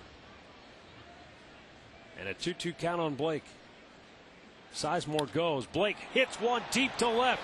Pena back. Onto the track, pulls it down. Boy, it just doesn't seem like the ball's carrying tonight as Blake flies to the wall in left. Well, Indians Team Shops are your source for official Tribe merchandise and great prices. Indians novelty baseballs are only $2 for $12, which is a $4 savings at all Indians Team Shops. So stop by one today and check it out. If you don't like the novelty baseballs, I'm sure there's something in there that you will love. I wonder if it was the breeze or if Blake just maybe got it off the end of the bat a little bit. Originally, when I saw him go down, because Casey likes that low pitch, he probably just got it off towards the end, just got under it. When Casey hits it, it'll go. That breeze is not going to keep him in the yard. Throwing the dirt dug out nicely by Youkilis.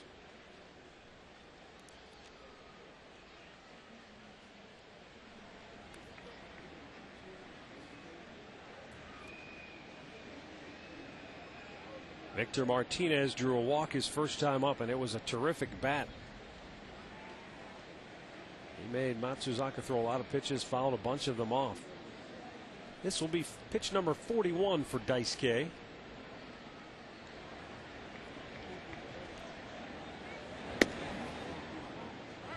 And it's in there for a strike.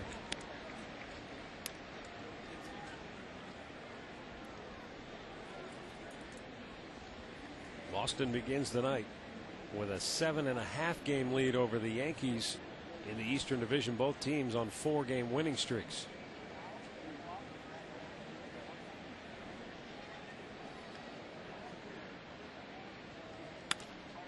Foul out of play, 0-2.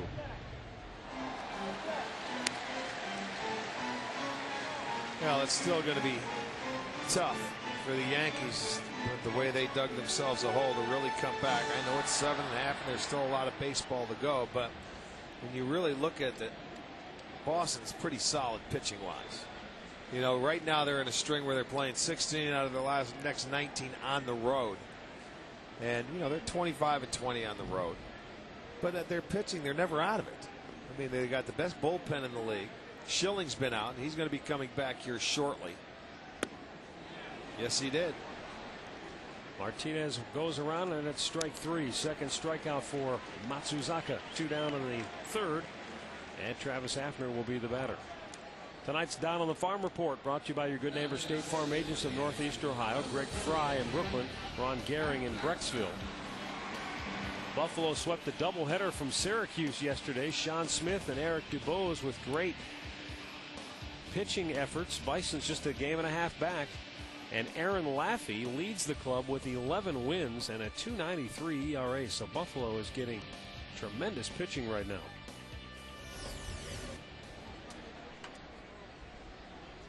Two down for Travis Hafner.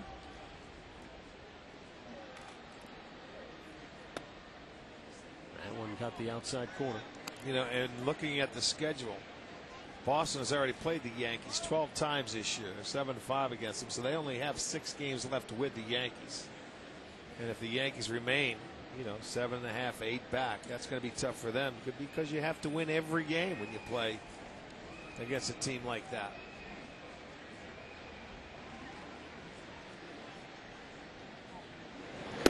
Swing and a miss, 0-2. But New York has the carrot driving them called the wild card. They're only 5.5 in back of the Indians in the wild card hunt.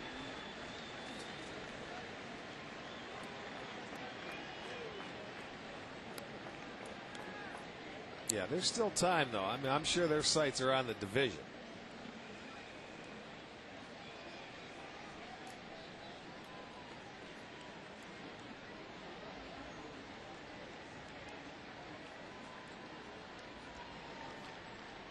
Two-strike pitch, pitch out, nothing doing. Matsuzaka features a number of pitches. I think at times maybe more is made of that than should be, but you know, 4-seam fastball, 2-seam fastball, cut fastball, but a splitter, a slider, a curve, a changeup, and the enigmatic gyro ball. Yeah, you know, he doesn't use that many.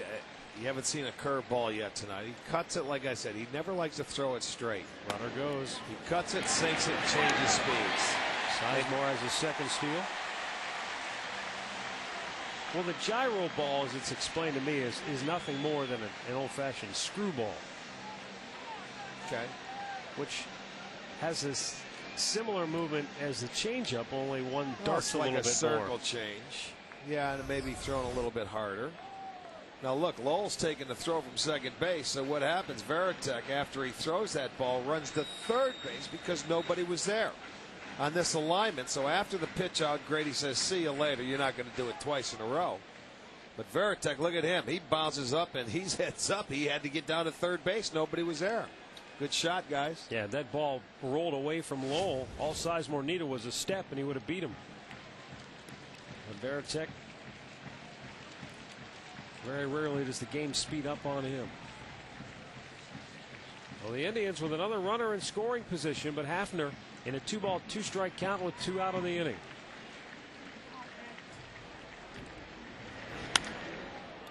Fights it off.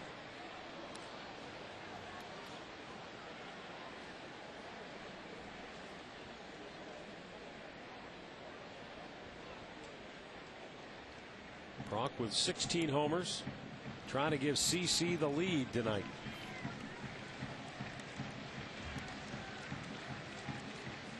Scoreless tie, middle of the third, bottom of the third, excuse me. Middle part of the order for the Indians here, trying to do some damage.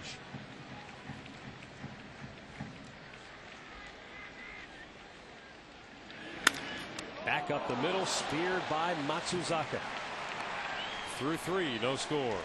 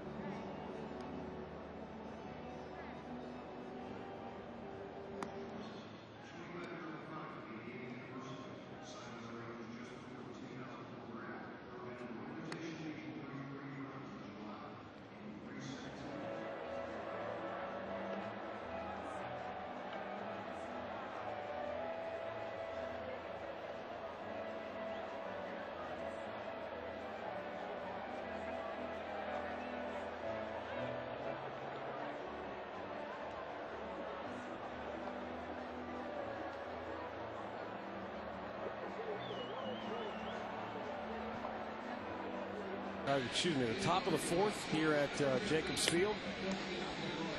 Top, bottom, it's all the same. Mid, third, bottom, thirds. Somewhere. We're somewhere in the fourth inning. Dustin Pedroia, Kevin Youkilis, Manny Ramirez. Dollar Dogs. Now that grill's loaded up. Pack him in there. Let's go. Well, they made the first round. There they go. Ordering them by the 6-packs.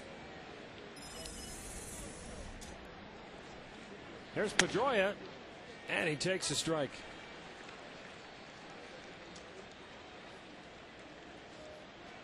Pedroia riding a 7-game hit streak coming into action tonight. I was telling you, Matt, this is not a very big guy, but he does not get cheated.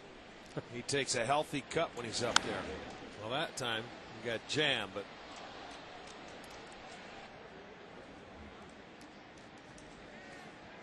has really fit into this lineup nicely. He's having a very good year.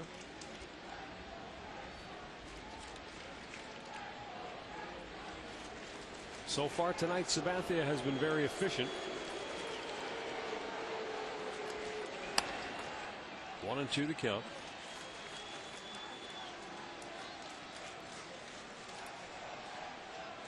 Collection of Red Sox fans chanting "Let's go Red Sox," and the rest of the crowd starting to boo as David Ortiz watches this one. He's hoping to be back in the lineup tomorrow with that shoulder injury. 2-2.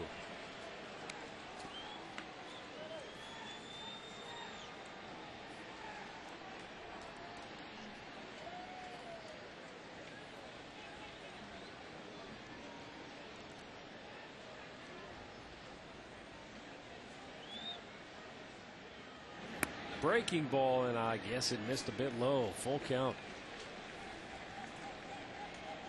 Well, he got down on the count 0-2, but he was able to lay off the last 3 straight.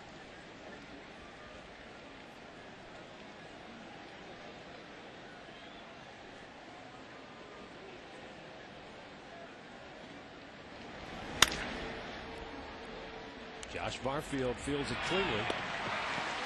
And there is one out here in the fourth. Time now for our direct energy, bringing the gas sequence. We take you back to the second inning. The leadoff man was Coco Crisp. Well, Coco is going to have a couple of swings at it, but he's going to come up empty because on the 3-2 pitch, CC really goes away with a good pitch and gets him to swing. There it was. Direct Energy offers simple solutions for all your natural gas supply needs. 2 strikeouts for Sabathia tonight. 1 out in the fourth, and Kevin Youkilis takes a strike.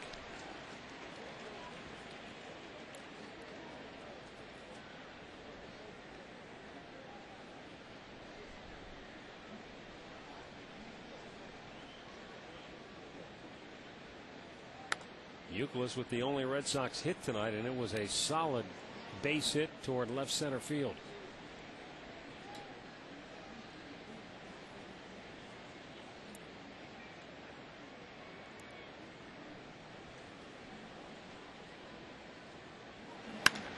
Now he spanks one toward right. Nixon coming on. Did he make the catch? No, he trapped it. Looked like Nixon may have got caught in between. At first he held back and then decided to charge, but apparently too late, says first base umpire Ed Rapalano. You know what? I think that's what happened. He never really committed until maybe it was a step too late. But he came in, he made a nice attempt, made a nice stab at it, but it did look like it hit the ground. I mean, sometimes when you see that outfielder come running in, he starts right from the get-go. He didn't. He sort of hesitated just for a step. See, that double clutch, and it hit the ground, so that's a good call. I could read Rapalano's lips saying to Eric Wedge, I saw it hit the ground. Well, it's just like what happened the other night in Texas when they missed it on Hafner's ball. They dove and it hit just like that. That was a good try, show the umpire, but he made the right call. On that call, Randy Marsh did not see the fact that the ball was trapped, taking a hit away from Travis Hafner. But this time Youkilis is aboard with 1 out for Manny Ramirez. Youkilis 2 for 2 tonight. Manny grounded to third his first time up. Takes a strike. It's Euclid 2 hits, Sizemore 2 hits. That's how it's gone. Only hits in the ball game.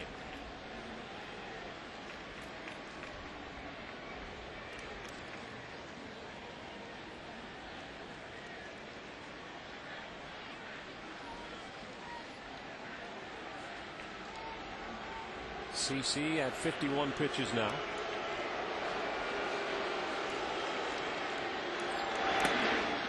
And the pitch is a bit low to even the count.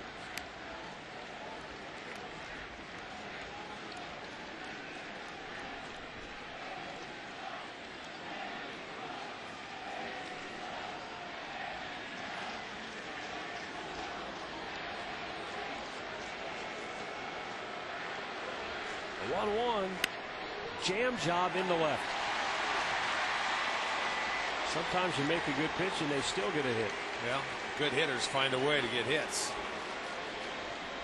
So back-to-back hits here in the fourth. 2 on, 1 out for Coco Crisp, who struck out his first time up.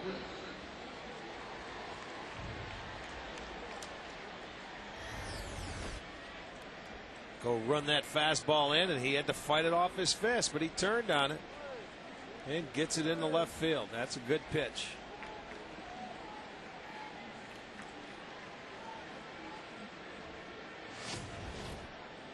Coco went 4 for 5 last night with a double.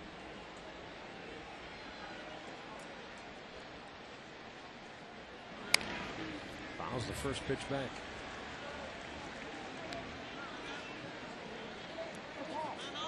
On the year, Crisp has had his best success when batting in the leadoff spot. He's hit .310 out of the leadoff hole. Just .237 in the 2-hole, which is where I think you wouldn't expect him to struggle there.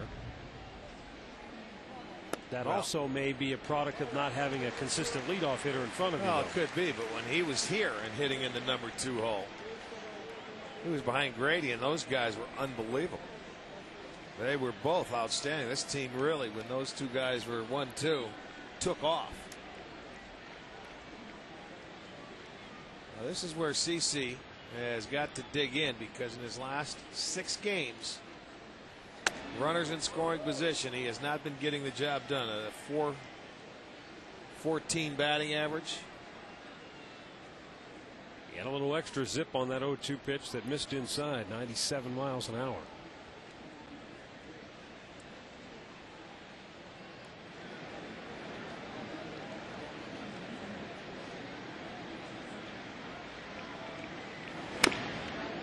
Coco fights it off. Another fastball in on his fists.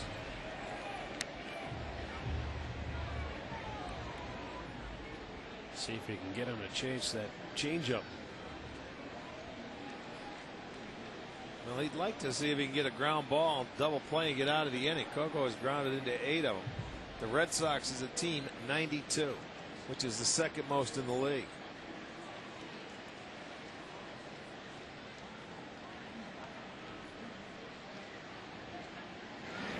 Yes, he did. He tried to hold up, but he went around. That's the 3rd strikeout for Sabathia. Well, you don't want to check your swing tonight, because you don't have to go very far and they're going to ring you up.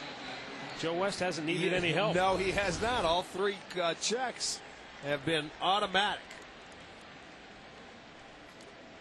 The old back foot breaking ball. Yes, indeed. And you can see he certainly did swing. All right, out number 2.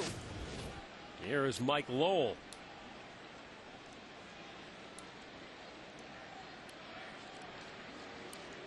Runners at first and second with 2 away. Lowell flied to right his first time up, and he wasn't happy about being called out last night on a check swing by home plate umpire C.B. Buckner. Well, there was a few people that were upset last night with C.B. Buckner.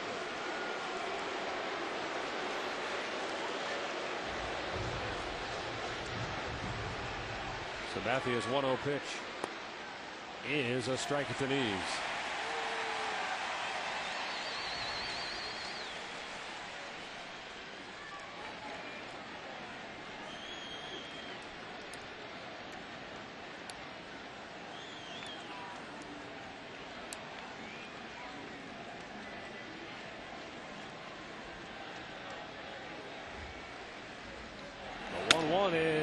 a strike call. Well, that pitch right there, that's tough to hit. He went inside, looked like Lowell looking away, and he just buried him in there. Inside corner, Victor slides in. Whew, that's the top part of the strike zone right there. That's, if you're going to get that pitch called, you got to go back in there again. Crowd on its feet here. The 1-2 pitch. Fouled away. Not with the breaking ball.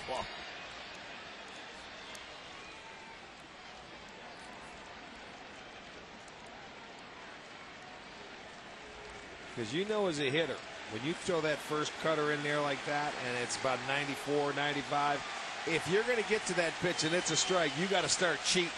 So something's got to give. You're going to open up a little bit early.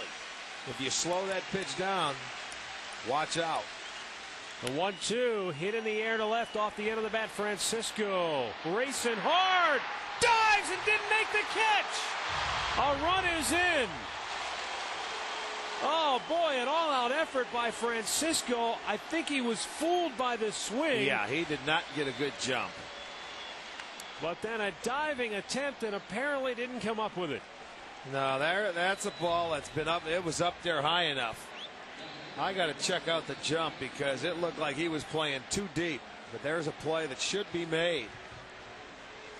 That'll go as a base hit. Boston will take a 1-0 lead. See how deep he was?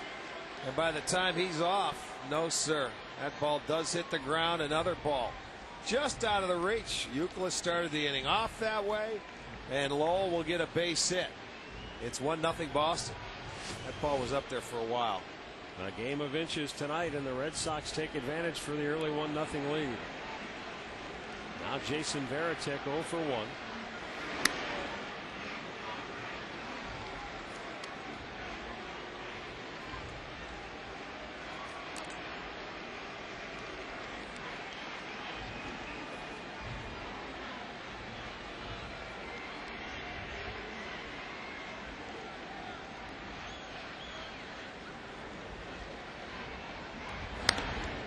The end of the bat.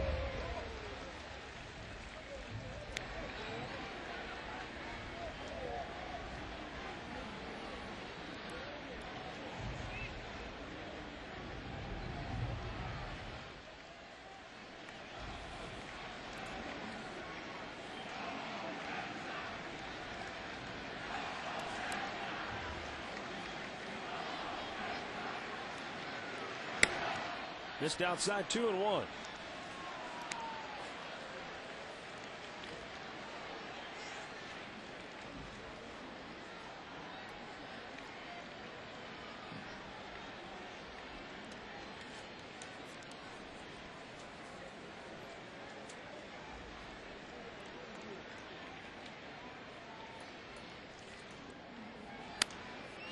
This has popped up. Is it playable?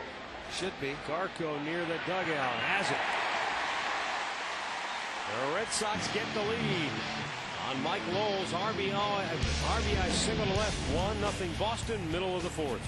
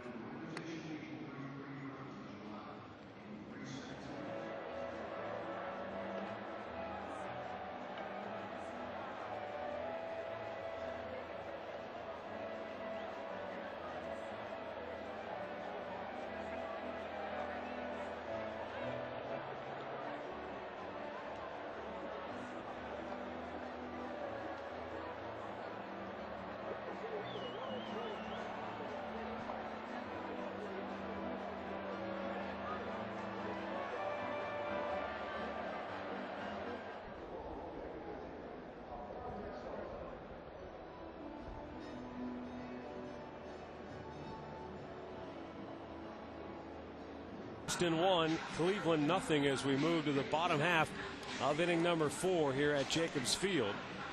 And for the Indians, it will be Ryan Garko, Johnny Peralta, and Trot Nixon. Indians fans hoping to see some offense break out. Brady Sizemore has the only hits for the Indians. And 2 Red Sox hits that fell inches in front of outfielders' gloves have accounted for the only run in the game.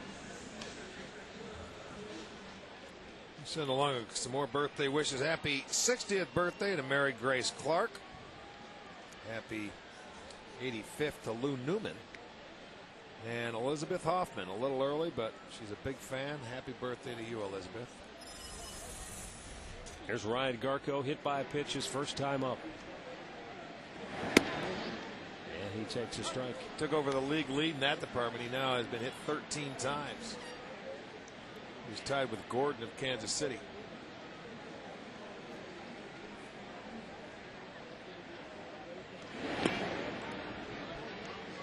One and one. Garko, during his 16-game hitting streak, is batting .463. And during his tear, he's homered 3 times in the last 9 games. Hammers this one down the left field line, should be extra bases. Willie Miller won't get it. There's his hitting streak, and it will continue. Garko with a dive into second. Seriously. Extending his hitting streak to 17 games. It's his 18th double of the year. Gark went sliding into second base yesterday and almost knocked Pedroia out of there. He slid late, so now he's going to go in head first. That's exactly how Ortiz got hurt. Hurt his shoulder going in head first. And that's a high breaking ball, and he is all over it. I mean, he jumped on that and drills it down, comes off the wall. Now watch this guy go head first. Are you kidding me? Look at it. One-handed dive. But that hitting streak continues. Johnny Peralta with a grounder to short. Garko's going to have to hold, so not a good at bat for Peralta. Not at all.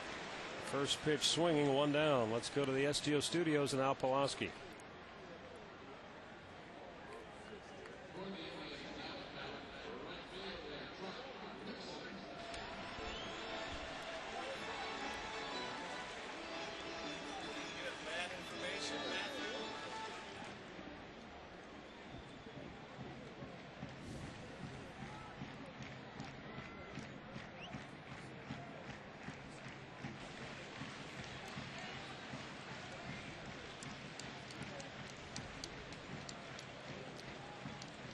Trot Nixon fly to right his first time up.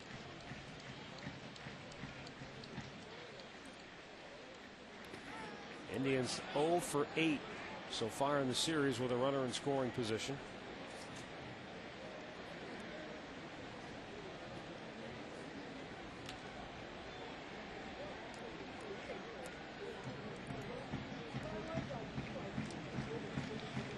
Nixon almost hit one out of here his first time up. He sent Drew to the warning track in right field.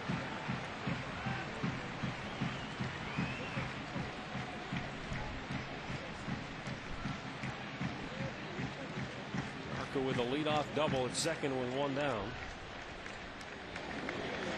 And a good pitch in for a strike, 1-1.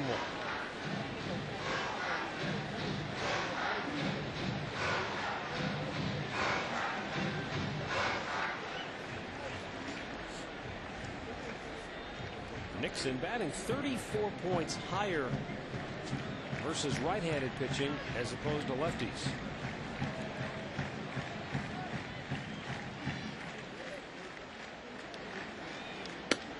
Missed inside with that one.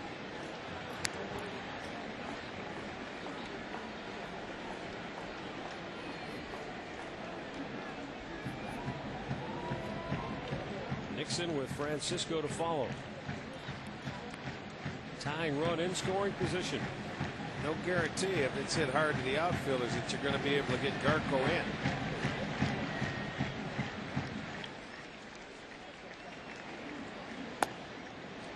3-1.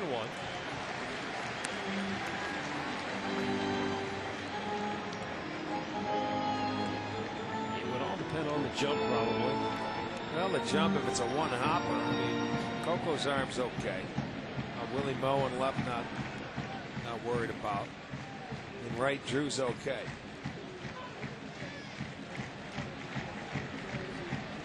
Three and 1 to count here on Nixon. And Veritek's going to go out.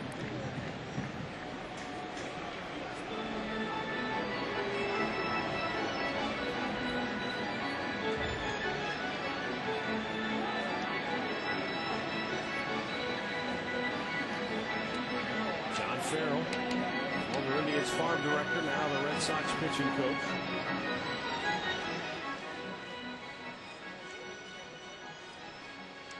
Red Sox got a big boost last night. John Lester with his first start since he was diagnosed with cancer. Pitched very well last night for Boston. Well, an early 4-run first inning certainly helped him settle down before going out and making that first pitch. Now the 3-1. Low, ball 4. So 2 aboard with 1 out. And Ben Francisco is the batter.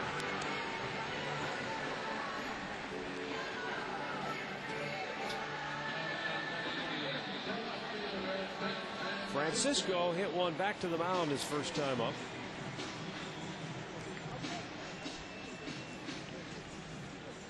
Actually tried to bunt his way on, and Matsuzaka was able to get off the mound quickly and throw him out.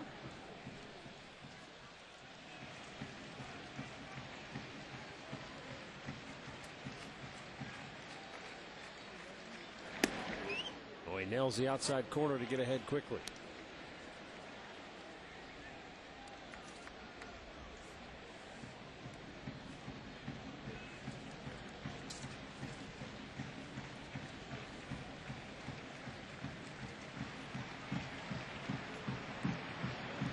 Two Indians aboard with 1 out. The 0-1 is low. Matsuzaka walked one and hit a batter in the first. Indians loaded him with 2 outs and could not get a run in. Grady Sizemore got into scoring position in the third but could not score. He tried to hold up but went too far, and now he's in the hole 1-2. Francisco with just 1 hit in his last 19 at bats.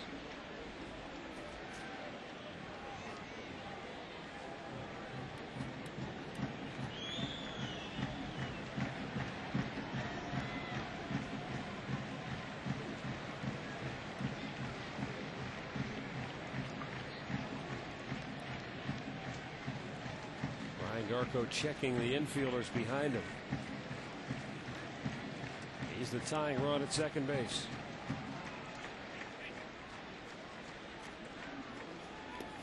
Good stop by Veritek, and the count evens up.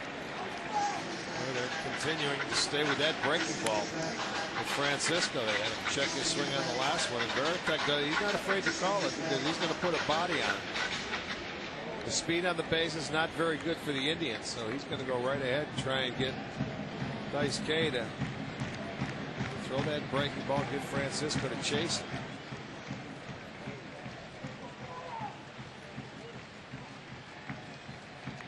The right-hander ready. Struck him out. 3 strikeouts for Matsuzaka. 2 down in the 4th. And Josh Barfield will be the batter. Always traveling, missing games? Watch games live online whenever you are away from Cleveland, exclusively from MLB.tv. Indians.com has more live games than anyone else. Indians.com, where baseball is always on.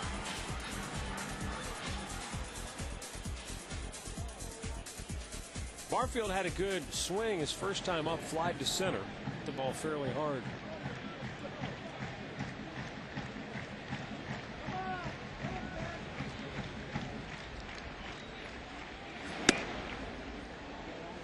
Barfield batting .230 in the month of July after he really swung the bat well in June.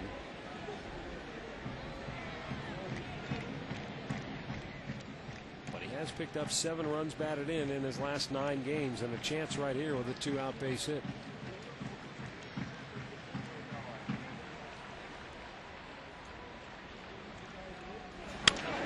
It's going to go foul out of play, 0-2.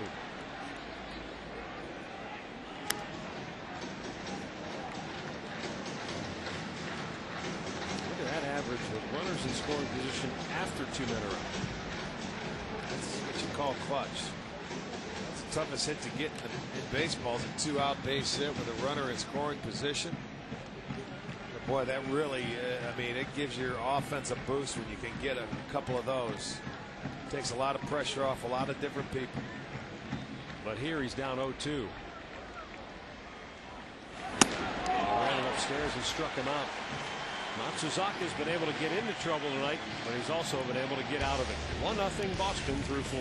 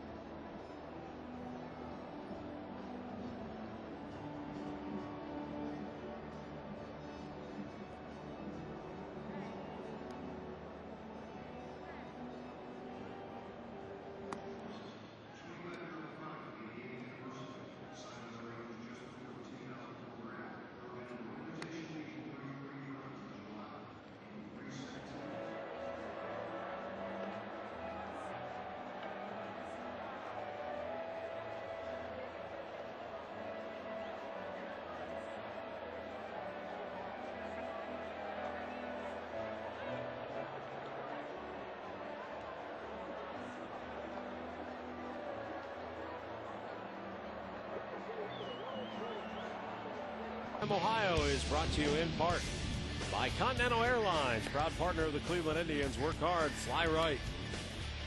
By your Northern Ohio Toyota dealers. And by Panini's, home of the famous overstuffed sandwich.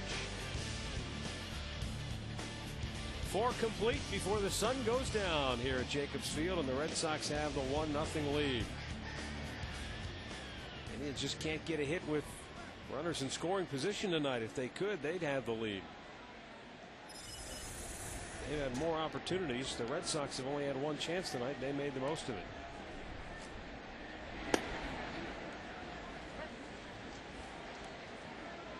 J.D. Drew struck out his first time up.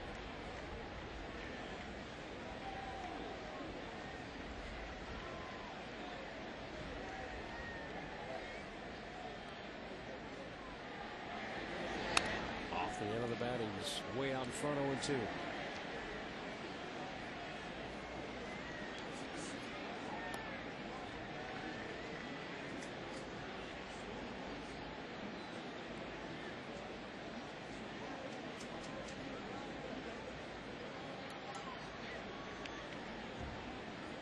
Now the 0-2 pitch. A swing and a miss. Sabathia has struck out 4 tonight. He has struck out the leadoff hitter 3 different times. 1 out here in the 5th, and Willie Pena will be the batter. Hey, Browns fans, the Browns backers weekend begins next Friday, August 3rd from 2:30 to 5 at Scoundrels Bar and Grill in Berea. Come meet Browns general manager Phil Savage and Reggie Langhorne. Visit brownsbackers.org for more details on Browns Backers Weekend. Willie Pena throwing it out of play to the right.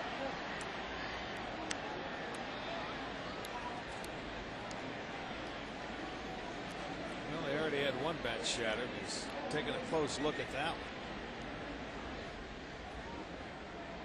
Pena is a big dude, 6'3", 245 pounds. 0-2. And he's only 25 years old.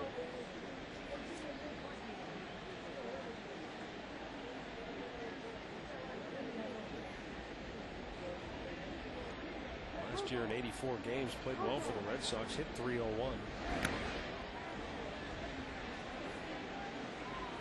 11 homers, 42 runs batted in. This year has been a different story. This year he's been more like the Willie Moe that the Cincinnati Reds saw. Here's the 1-2. Ran it up, but he didn't chase it.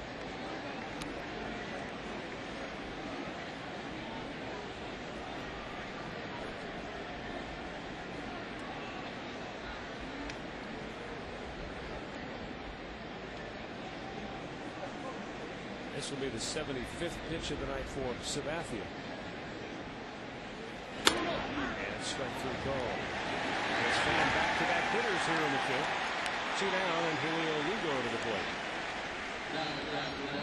I'll celebrate summer down at the ballpark. This will be on Thursday night, college student ID night. Tribe wraps up the series against the Red Sox. Select seat locations are 50% off with valid student ID.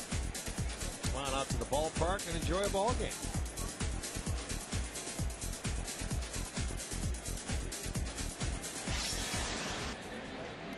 Lugo 0 for 2, a couple of flyouts. 1-0 Red Sox on a 2-out hit by Mike Lowell that fell just inches in front of Ben Francisco.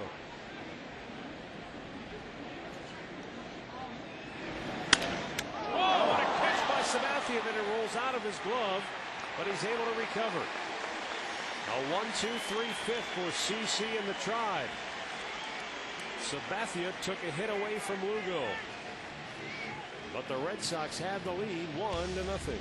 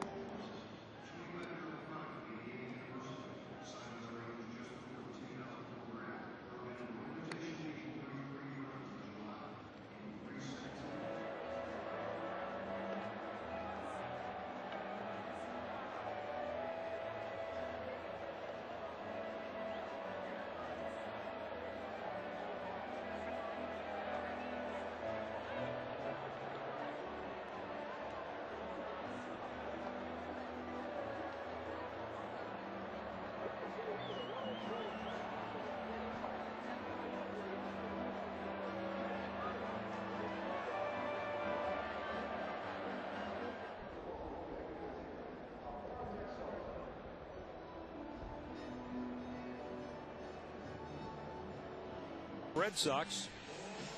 And in the bottom of the fifth, it will be the top of the order for the Tribe. In fact, Grady Sizemore will be leading off for the third time tonight. And he is 2 for 2 with 2 singles. Now, so far in the series, and that's so far short, it's halfway, not even halfway through it. Left-handed hitting. Sizemore is 3 for 6. The rest of the left-handers 0 for 9.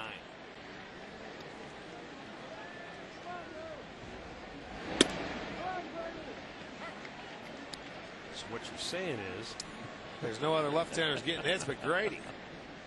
So we're saying, come on, Grady.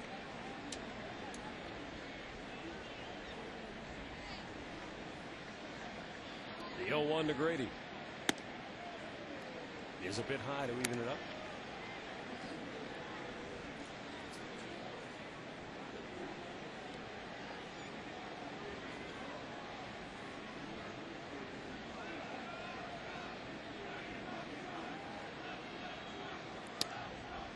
He's able to lay off 2 balls and a strike.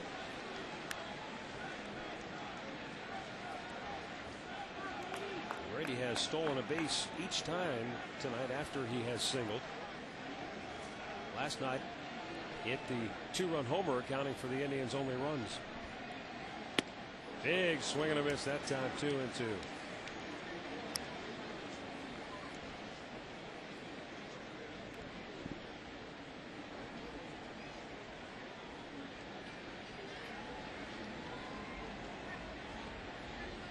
Sizemore trying to stay perfect on the evening. But he strikes out for the first time. 5 strikeouts for Daisuke. Each pitcher has fanned 5 here tonight. The Cleveland Baseball Federation is holding their big leaguers helping little leaguers benefit this Sunday here at Jacobs Field. The event includes dinner, open bar, auctions, and autograph opportunities. Visit clevelandbaseballfederation.org for more information. 1 down for Casey Blake. Fly to deep left his last time up.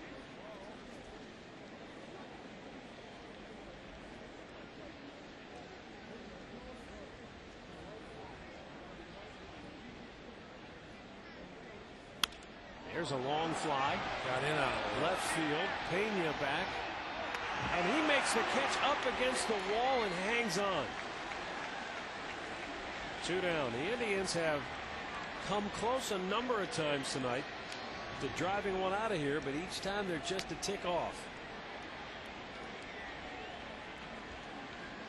Well, I could tell by the swing that he was tied up. That ball got in on him a little bit. Pena going over there. You know, he knew he was getting close to the wall. Good thing there is he was able to catch it before he took that last step.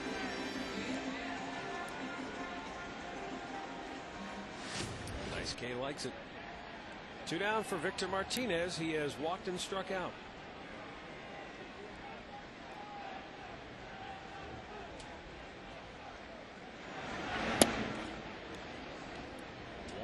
The count as he misses downstairs.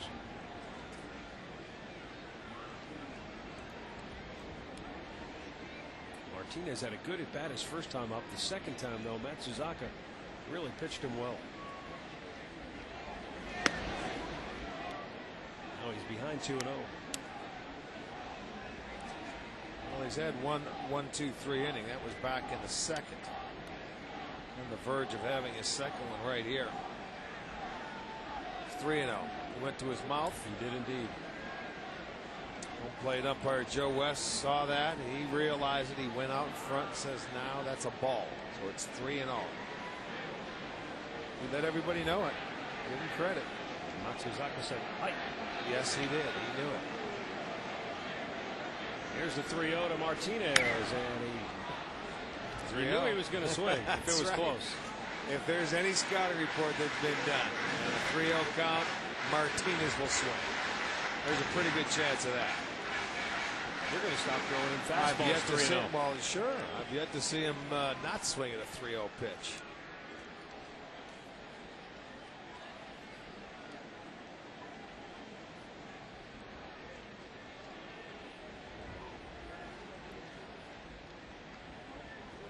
Now the 3-1. And he missed outside. So a 2-out walk will bring Travis Hafner to the plate. He is 0 for 2 tonight with a couple of ground ball outs.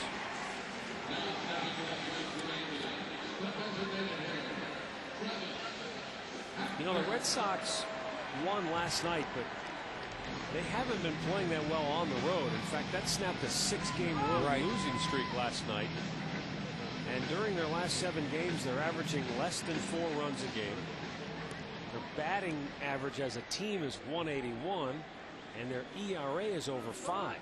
Well, that's how you get into a losing streak when you've got those kind of numbers. Hafner with a hard hit ground ball, a diving stop by Pedroia, and he throws it out. So the ship takes a hit away from Hafner, and his frustration continues to grow. 1-0 Boston through 5.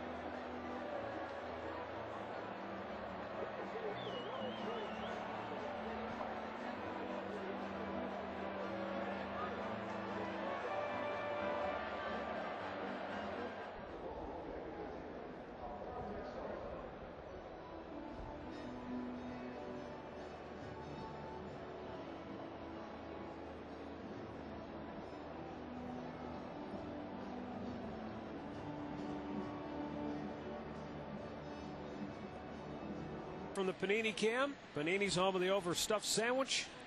They've got you covered from everything lunch to dinner. PaninisGrill.com. 6th inning.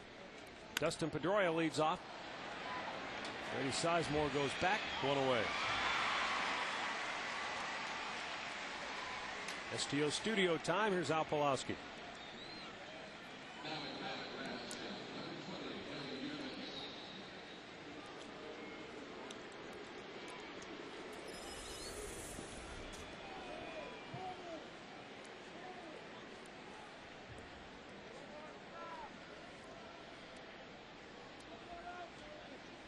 Indians down 1-0 here as Kevin Youkilis steps in. He has 2 hits, and he has scored the only run of the game.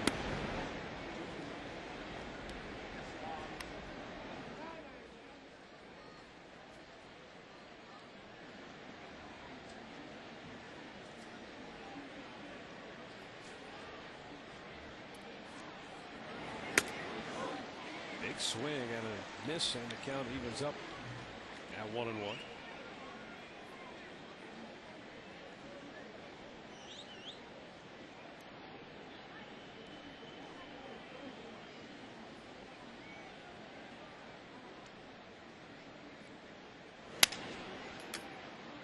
Broken the bat there. Yes, indeed. Casey Blake throws him out, 2 down. Well, Friday night starts a series against the Minnesota Twins, and there's going to be a double summer promotion. Come on out, and you can get an Indians trucker cap. Then after the ball game, you'll get treated to a fireworks show. That is Friday night against the Minnesota Twins.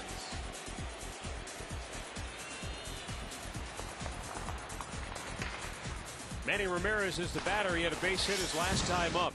He is 1 for 2. But Manny has struggled a bit this year without David Ortiz in the lineup. Although I get the feeling that's more coincidence than it is a product of Ortiz not being in the lineup. This is the 10th game this year that Manny has had to play without Big Papi in the lineup. And Ramirez is 8 for 31 in those games. Do they have it on the flip side what Big Papi is when Manny's not in the lineup? I'd like to see that too, see how that works out. Well, let's see. How many games has Manny missed? Seems like he's well, this there is game number 100 for them, and he has played in 96, so 3 games. He doesn't miss many. No. But you know what I'm saying. On the other side, it could be the exact same for Ortiz when Manny's not in there.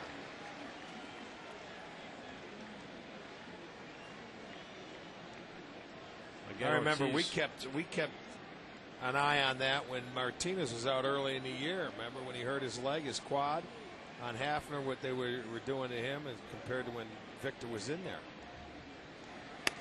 Ball 3. Ortiz is hoping to be back in the lineup tomorrow. Took batting practice tonight out on the field. He had been just hitting off a tee. Said the shoulder's getting better every day, feeling better every day. I saw him launching him into the seats, so it didn't look like it was sore. And he says, you know what, I play sore all the time anyway, so what's the big deal? Healthy rip, but it's fouled away. Full count. Ortiz hurts his shoulder trying to stretch a single into a double. Watch this going, and now you know he does have bad knees, but that's a lot of weight to be going down, and he hurt his left shoulder. Landing, that's what I said, Garco, don't go ahead, just slide normally. He told his dad afterwards, yeah, probably not a good idea, as big as I am, sliding head first. Now, big guys, they don't look too graceful going in head first. Casey Blake can't come up with it. Manny Ramirez aboard at first. Now, Casey's upset because he knew he had it all the way. He was going to just pick it up, spin, and throw. And I think Peralta could have made this play as well. But then Casey drops it. And Coco Crisp will get a chance to hit with 2 outs. Yeah, Casey makes that play. He just didn't catch it cleanly. 5th hit of the night for Boston. Well, did they give that? Did they give him a hit? Okay. Crisp has struck out swinging both times tonight against Sabathia. Boy, he went around. He sure did. Well, Joe West let him know already. You know, there's an old time umpire. He calls it on his own. He sees it. He calls it. He didn't. We haven't had an appeal to either guy down first or third. He's made every call himself. I like that. How many times a game we waste from asking the other umpires, did he go?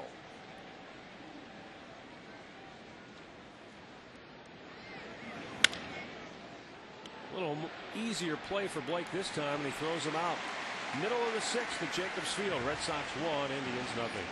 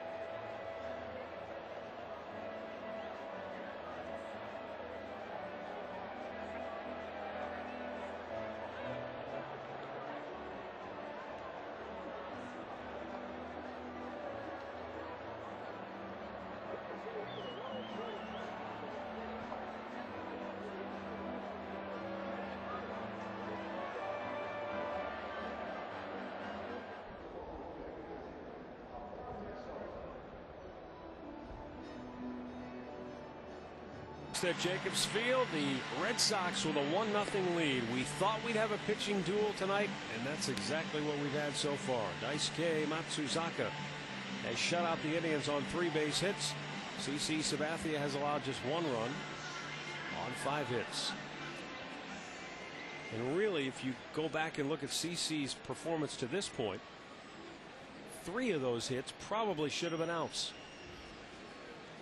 2 of them were just inches in front of Indians outfielders on diving attempts, and a ground ball that Casey Blake didn't come up with. So, I mean, that's how close CC is to pitching a 2-hit shutout. Yeah. Well, you're going to have to score anyway to win. They only had 6 hits last night, and they only had 2 runs, and that was a 2-run home run. So the offense is really, they haven't been doing a whole lot. 80 pitches for Matsuzaka on the night. Ryan Garko hit by a pitch in the first. He doubled down the left field line on a hanging breaking ball his last time up. But you talk about the bats and the offense not doing anything. He had the leadoff double. And then the key at bat was Johnny Peralta, who came up behind him and on the first pitch hit a roller to short. Didn't get Garko over to third base. All right. Didn't even try to move him over.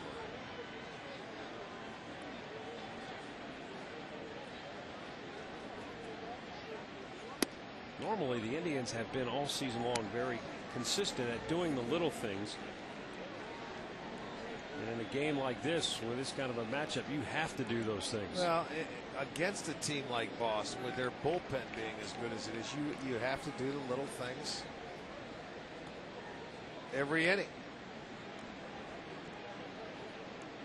Matsuzaka's 2-1. Garko with a long fly ball to left. But Pena again is going to make the catch. 1 down here in the 6th. Major League Baseball scoreboard is updated courtesy of Metro Health. Saving lives is only the beginning. 1 down for Johnny Peralta, who is 0 for 2 tonight. Well, the Yankees have jumped out to a 7-0 lead on Kansas City in the 2nd inning.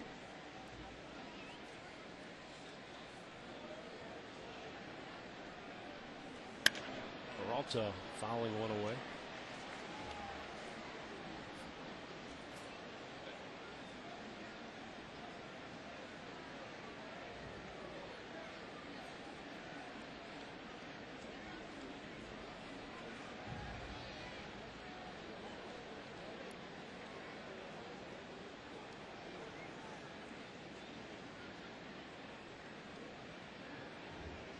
Dice K with the 0-1. Good breaking ball in for a strike, 0-2.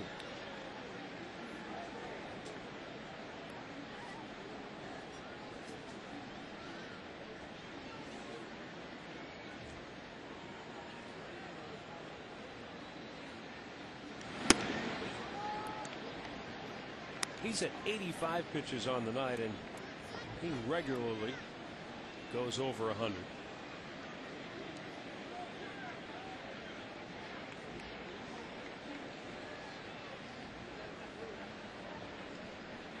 The 1-2 is way outside.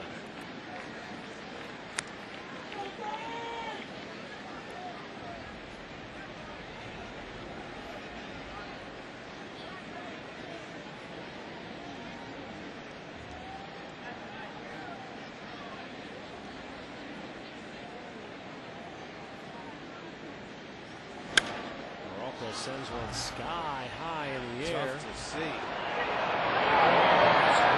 2 down. Let's update the Alltel text poll for you.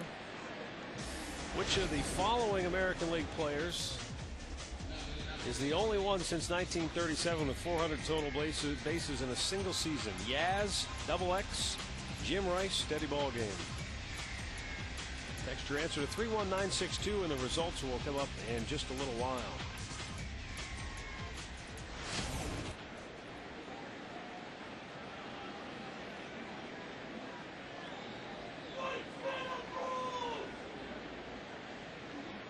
Speaking of Ted Williams, and with this pitcher's duel we've got going here tonight. In 1940, Ted Williams made the only pitching appearance of his 19-year Major League career. He pitched the last 2 innings during a game against Detroit in which they were getting blown out. He did give up a run, but he struck out Rudy York on 3 pitches.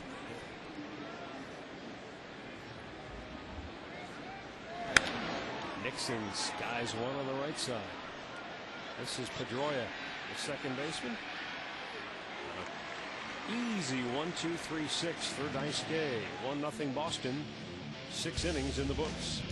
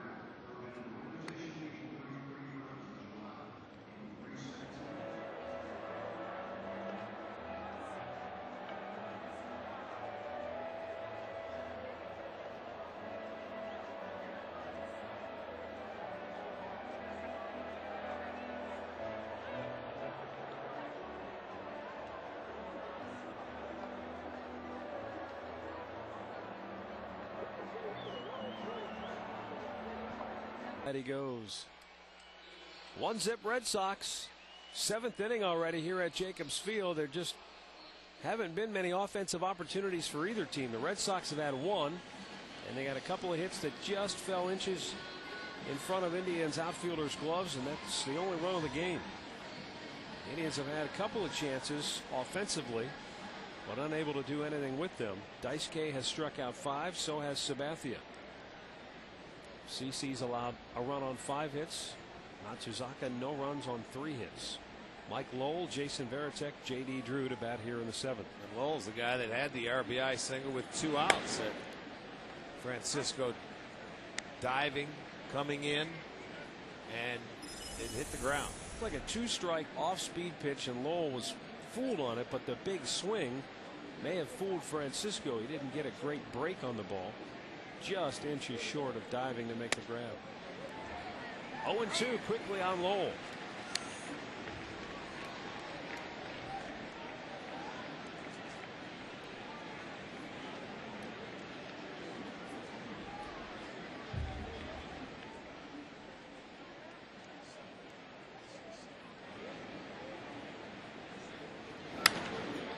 Fouls it away. Oh, we have a minute here. Happy birthday wishes go out to Kevin J. Pinsura. Oh, no. Celebrating number 5 here today. He's known in the hood as Kevy J. Kevy J? He's here with his dad. How old is he? Number 5? Number 5. Oh, that's nice. Happy birthday, Kevin. In the dirt. And the count is 1-2 on Mike Lowell.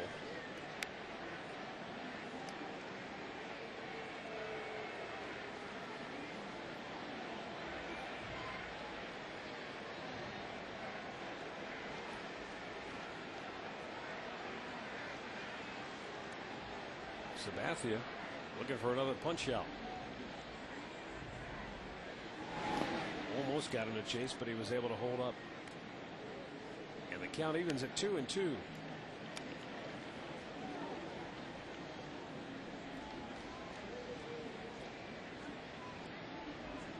Red Sox are pretty good on the year when they score first.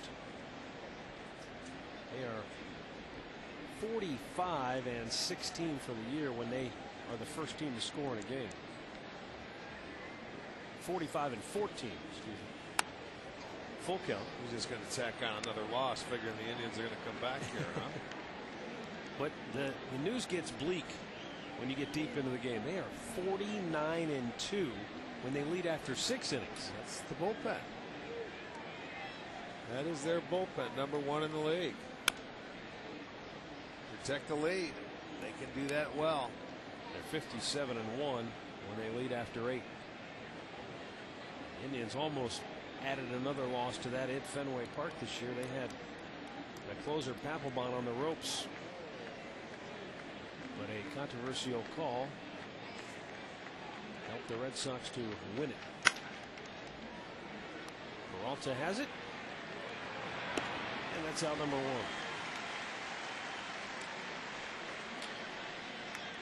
Well, it's going to be Tom Hamilton's bobblehead night. That's coming on Saturday. Twins are in town. So come on out, you'll get a Tom Hamilton bobblehead. The voice of the tribe. How about that?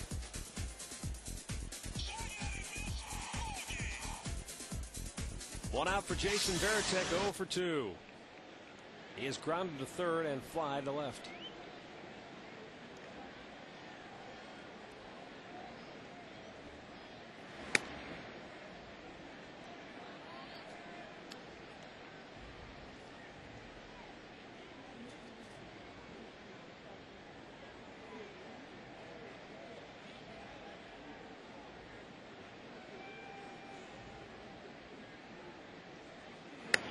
That's outside. 2-0.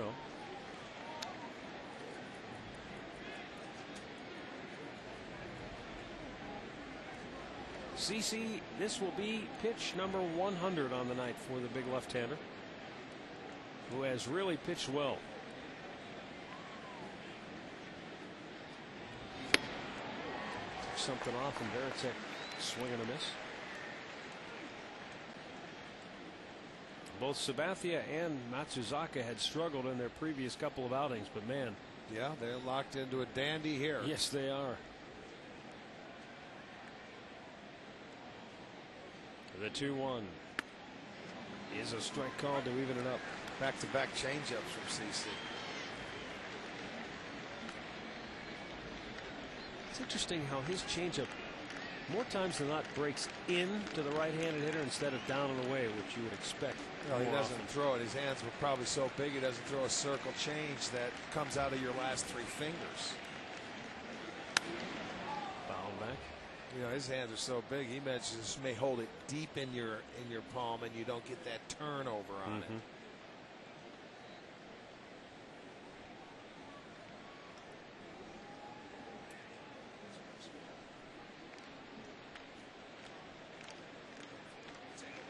Here is the 2-2 delivery coming up from the left-hander.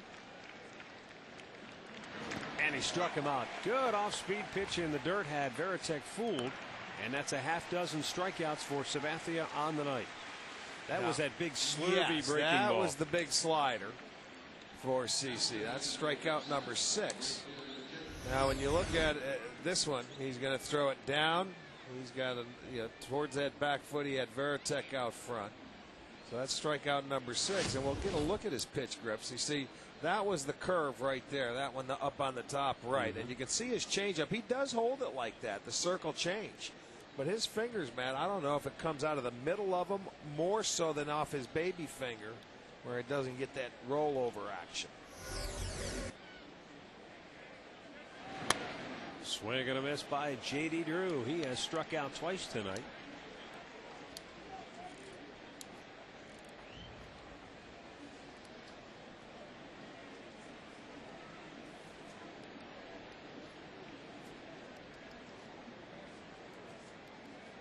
Yep.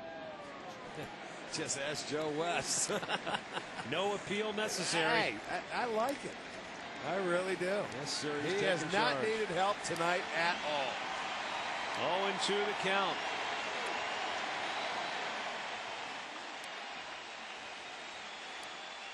Come on, Victor says, let's go. Give me one more good slider. The 0-2. Got it. Struck him out again. A hat trick for J.D. Drew. 7 strikeouts on the night for CC Sabathia. He sets them down in order. 1-0 Boston, stretch time at Jacobs Field. Time now for the Spitzer.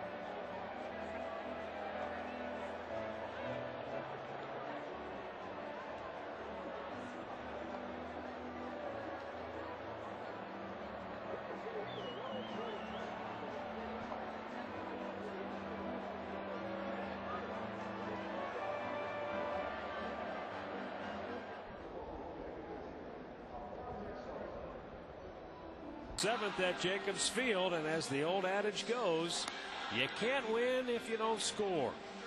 And Matsuzaka is pitching a dandy, a 3-hit shutout through 6. He has not allowed a hit since Ryan Garco's leadoff double in the 4th. However, he has walked 3 and hit a batter. Well, they got to start taking advantage of it, because when you look at it, the Indians have played in 2 1-0 ball games this year. Both of them were started by CC Sabathia. One June 5th, a win right here against Kansas City when he matched up against De La Rosa, and then his next start, June 10th, when a 1-0 loss to Aaron Harang and the Cincinnati Reds. Didn't we lose 1-0 to Josh Towers in Toronto? But CC wasn't pitching. Oh, you're talking about just when CC pitches. Yes. Van Francisco looks at ball 2. It's inside.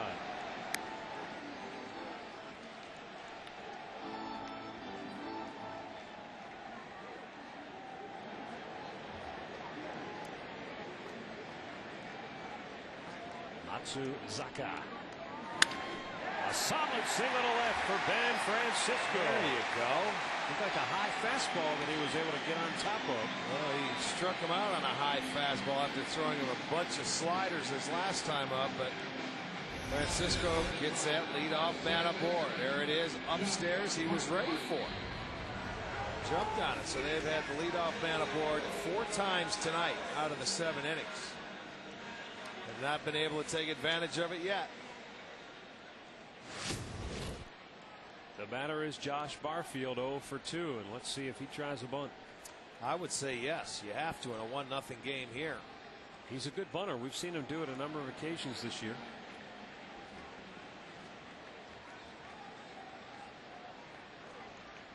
And it goes straight back. See, he waited a little too long. Maybe more like bunting for the base hit. Barfield has 4 sacks this year. Excuse me, no, 2 sacks. Sacrifice hits, 4 sack flies. But he is a good bunter.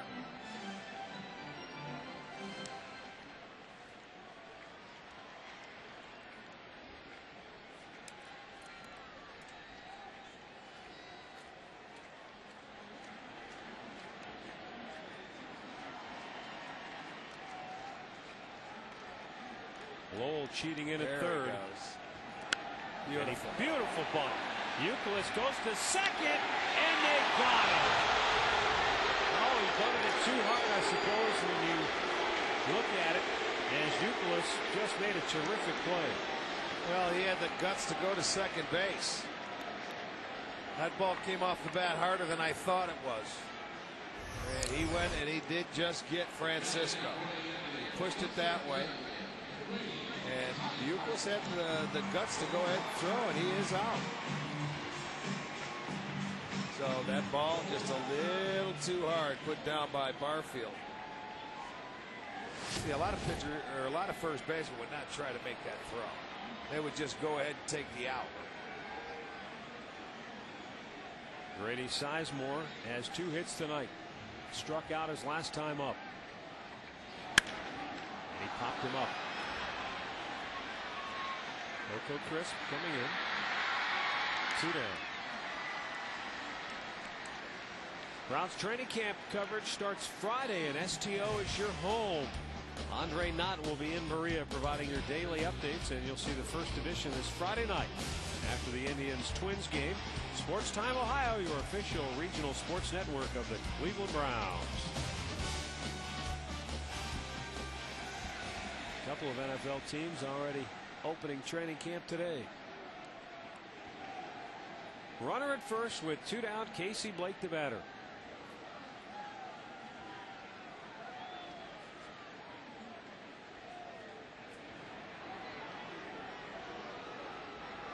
Pretty good chance you'll see Barfield try to steal here.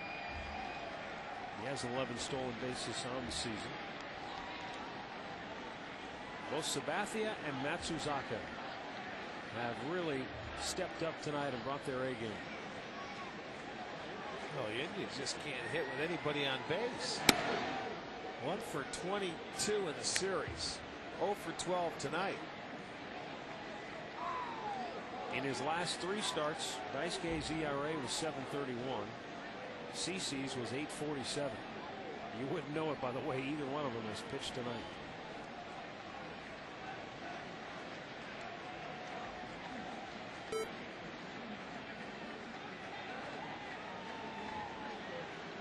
Barfield runs. Blake takes a strike. Goes high.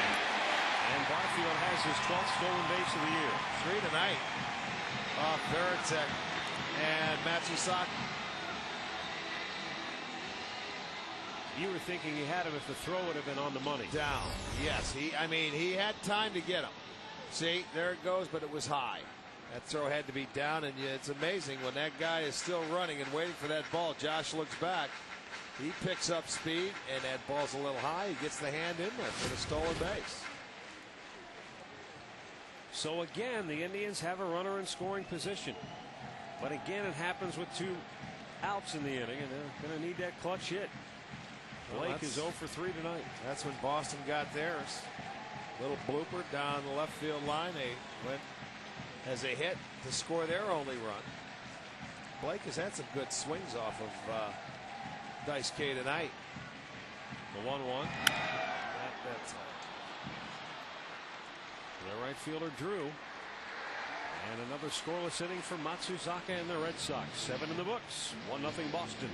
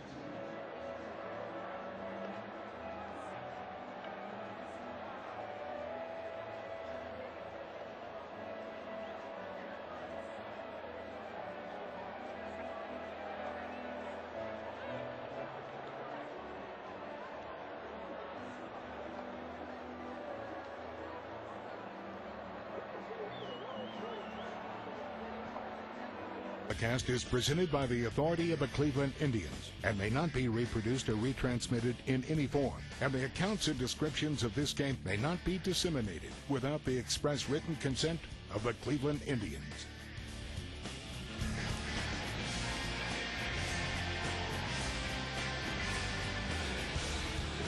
Well, the Red Sox won. The Indians nothing. 8th inning here at Jacobs Field, and CC's night is over as Rafael Betancourt comes on for the 42nd time this year. CC in his 7 innings, 5 hits, just the 1 run, 7 strikeouts, did not walk anybody. Really pitched a very good ball game. So the only thing he could do is be the loser tonight if the Indians' offense don't come back and get him off the hook. But for Betancourt, a job to hold it right here. He's going to face Pena, Lugo, Pedroia. Sabathia's ERA, by the way, drops from 3.81 down to 3.70.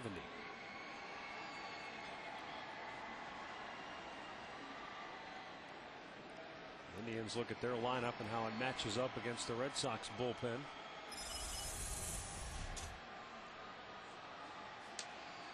See if Terry Francona sticks with Daisuke for 1 more inning, or if he goes to his bullpen for the bottom of the 8th. I'm thinking he's got to go to that bullpen. May depend on what happens right here. Willie Mo Pena takes the ball inside. Pena tonight is grounded out and struck out.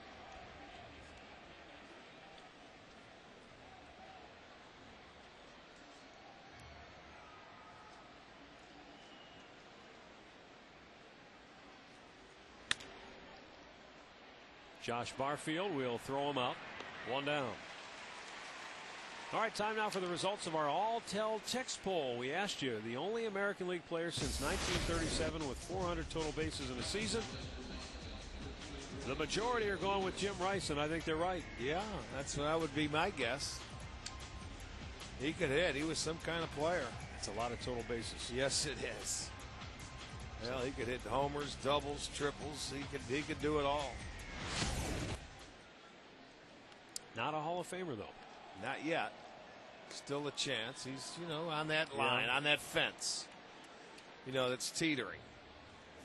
Sometimes it takes a little while longer than the guys you're normally first year inducted that you hear about, but he's close. Looks like Joe West is barking at Victor Martinez and Betancourt about. You can see Victor shaking his head, and he and West are going at it a little bit here. Now here comes Eric Wedge to the top step of the dugout. No, they're talking about he's getting ready to hit. He's talking about him pitching, and then.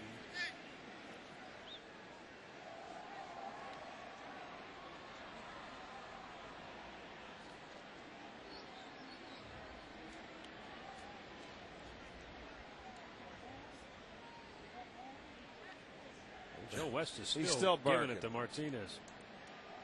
No, Victor's he's ignoring him.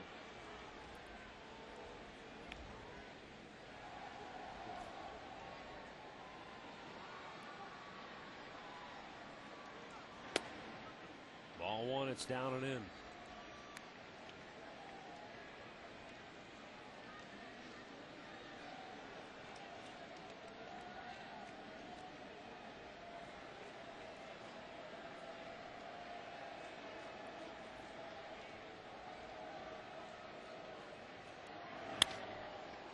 This is yanked down the left field line and off the wall. This is going to be extra bases possibly. Good throw, but not in time as Lugo is in sliding with a double. That continues his hitting streak. 14 straight for Lugo. First extra base hit of the evening by the Red Sox. Well, he got that fastball in and turned on it. Not where Betancourt wanted it. He wanted that pitch down and away, so off the wall it goes when you make a mistake in there.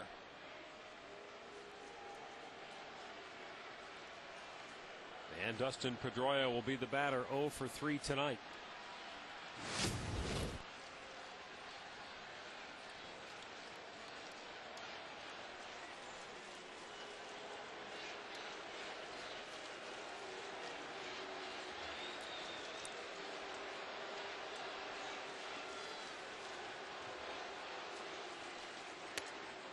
He missed inside, and Victor's going to go out to the mound now.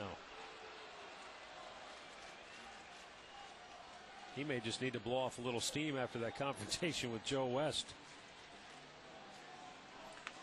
Well, in comes Barfield, so I don't know if they may be thinking about changing signs, but out comes West. He was going to say, let's go. He takes charge of the game, doesn't he? Yes, he does. Well, you've been around for 29 years. Yeah, let's go. That's right. You keep it moving.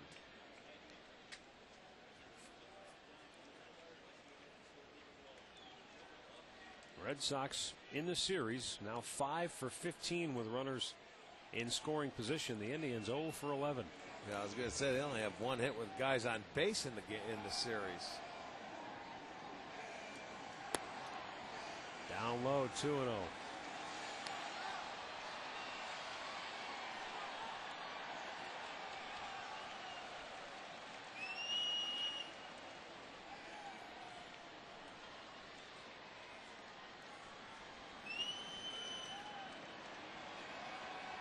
Lugo representing a gigantic insurance run for the Red Sox at second base.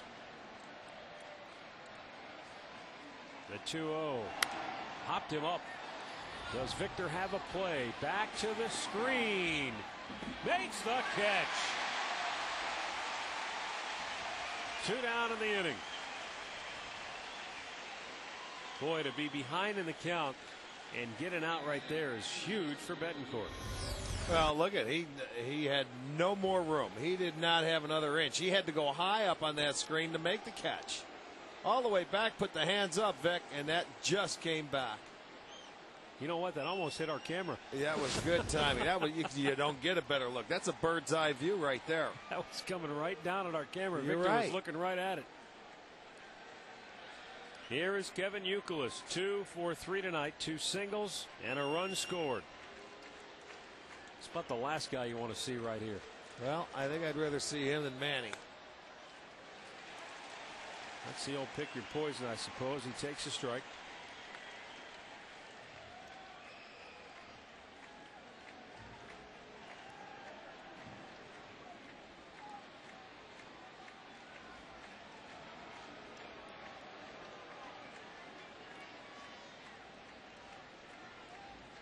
The 0-1 is a foul back out of play. Right into the scoreboard room.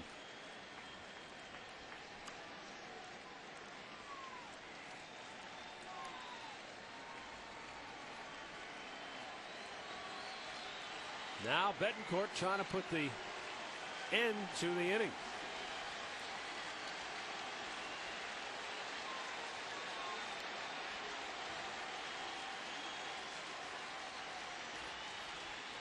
The 2-strike pitch. Woo-hoo. Didn't miss by much. That guy can't believe it.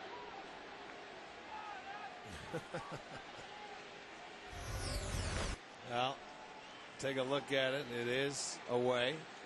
Yep. Youkilis can believe it. Boy, these hitters are trained, aren't they? They don't bite for a couple inches off the dish. Again, he's going outside. The 2-strike pitch. Hit in the air, foul down the right side and out of play.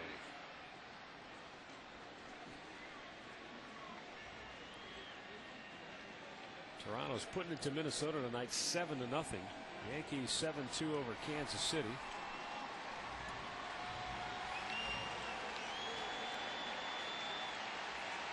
Here it is 1-0 Boston. 8th inning with a runner at second base.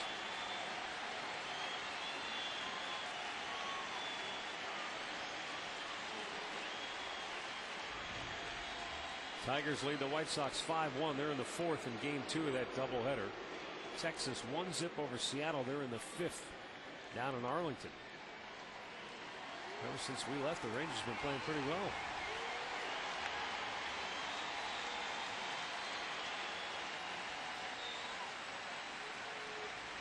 And the 1-2. Soft liner toward left. Francisco will make the chest high catch.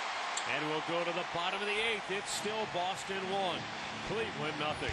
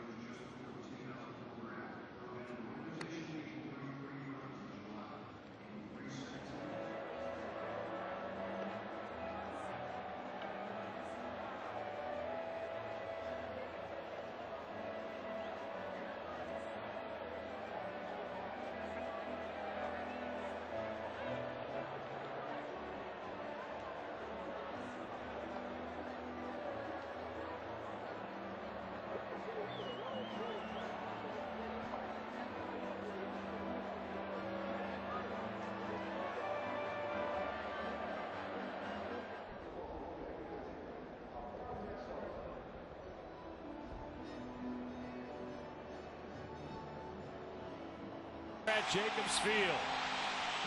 And the Red Sox will indeed go to their bullpen. This crowd trying to pump some life into the ballpark. The Red Sox pitching has been dynamite. Daisuke Matsuzaka, 7 innings of shutout baseball. Now they'll leave it up to the left-hander, Hideki Okajima. And Okajima in his 48 2/3 innings has 42 strikeouts, appearing for the 45th time. An ERA of under 1. He is 2-0. He does have 4 saves this year. Coming on to flip Martinez around to the right side, you have Hafner and then Garco. And this guy isn't overpowering, more of a changeup than anything else. In fact, they nicknamed his changeup the Okie Dokie. Okie dokie.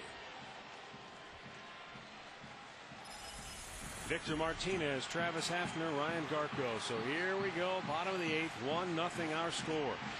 He had a streak of 17 consecutive scoreless innings snapped on July 19th in the 8th on a Paul Konerko home run.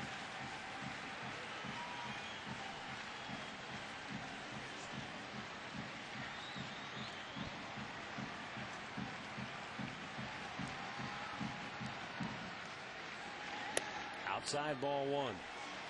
It has been a game of mere inches tonight for the Indians. 2 Red Sox hits that fell inches in front of Indians outfielders on diving attempts, and a couple of Indians hitters tonight missing by inches on the barrel head of the bat, driving balls out of here. They've had a few die on the warning track. A 1-0. 2 balls and no strikes.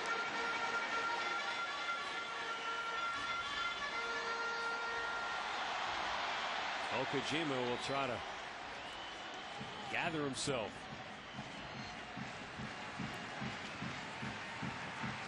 Terry Francona has been able to turn it over to his bullpen and pretty much put it on autopilot this year, the way they have pitched out of that pen. 3-0. Red Sox have won 49 of 51 games this year when they have held the lead through 6 innings. That's how good their bullpen has been in late innings.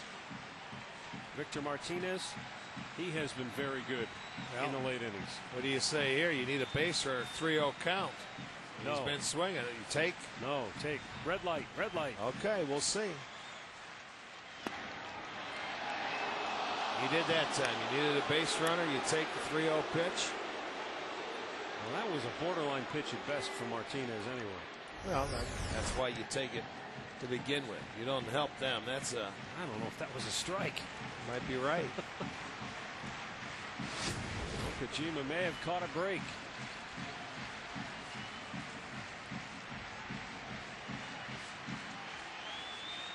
The 3-1. Good off-speed pitch, full count. There was that good changeup going down and away. Looked like Joe West shook his head. No, that wasn't a strike. I don't know. It was better than the 3-0 pitch. That's what I was thinking. You may not say it. I will. Yes. He's going to come right back with, I think, that same pitch. Good arm speed, tough to stay back.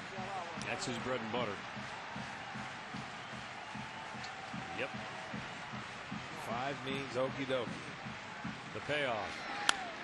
Well, Victor swung at ball 4, but stays alive. Too close to take for Martinez. Well, that's exactly what he's asking him.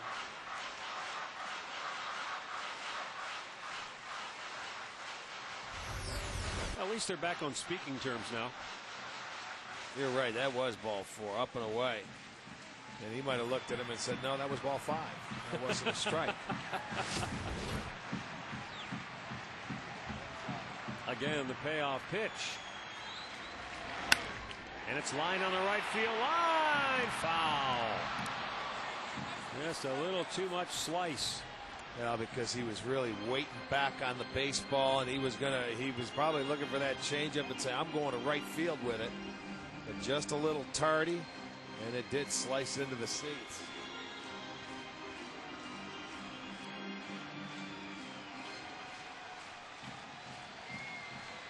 A 1-0 game in the 8th. Hideki Okajima fell behind 3-0. Got a break from Joe West on the 3-0 pitch to get it to 3-1. And the battle has ensued from there. Again, the payoff. And this ball hit toward the right center field alley, but Drew is there. One down.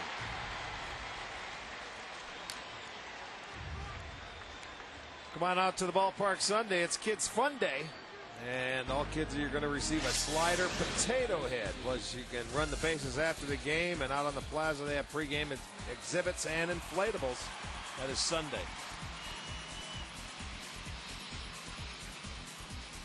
Well, so far tonight, Travis Hafner is 0 for 3. In his 3 at-bats, he has seen 10 pitches. 8 of them have been strikes.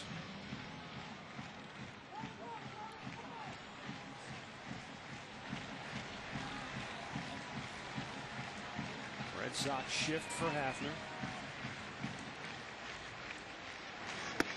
And he starts him off with a changeup that was at 75 miles an hour. He really pulled the string that time.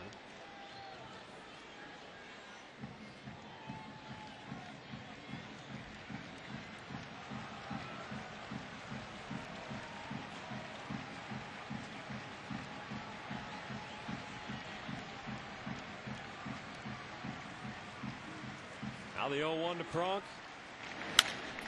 Hit in the air, routine, but Pena got a late jump, but it stays up long enough for him to grab it. 2 down.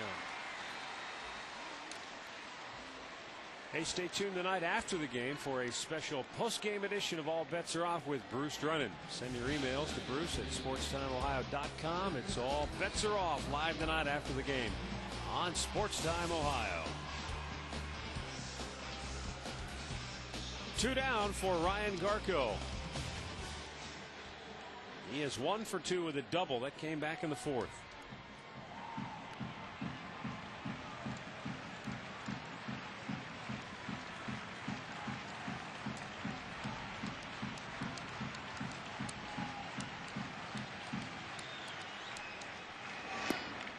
Ball 1 is in the dirt.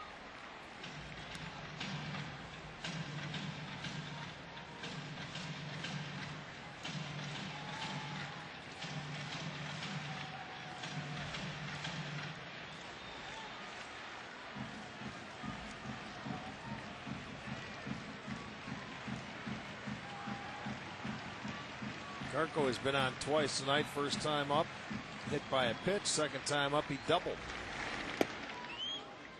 Kept that hitting streak going to 17 games. 1 ball and 1 strike. Okajima, unlike Daisuke, was an unrestricted free agent after last season ended in Japan, which enabled him to sign with the Red Sox.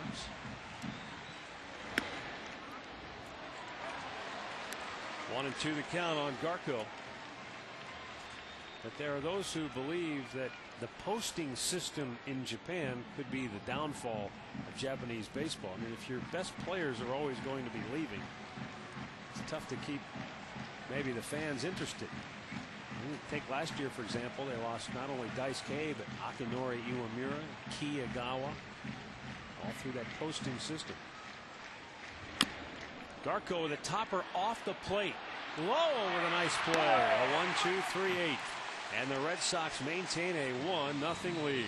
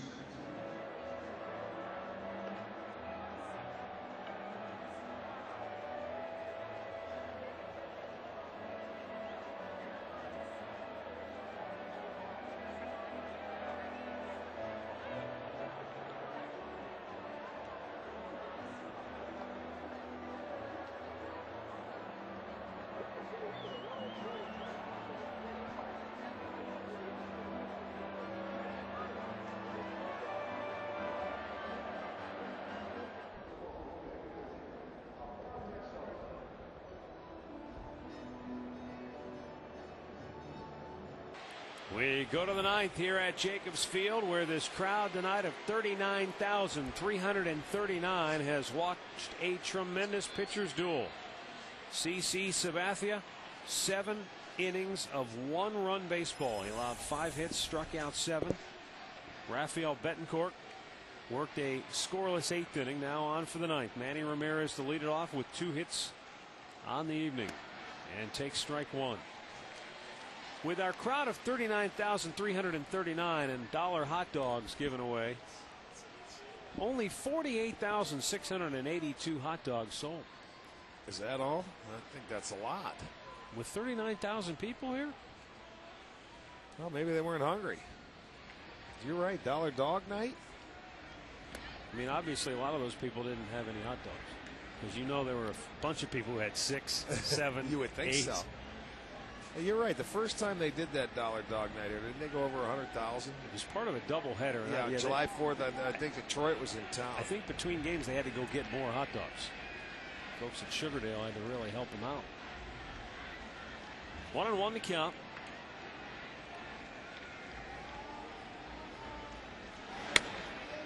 And it's outside, 2 balls and 1 strike. Our guy Murph, for example, on Dollar Dog Night once earlier this year had 10. Did he really? Yeah. Well, he's a tall guy. He's about 6'6", so.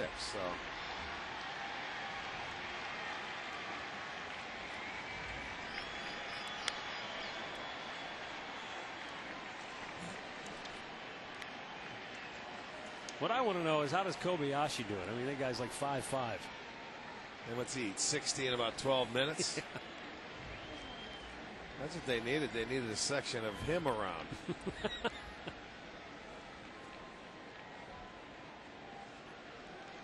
Weren't you just here 10 minutes ago? Yeah, I need more. Yes, 6 more, please. 2 balls and 2 strikes on Ramirez.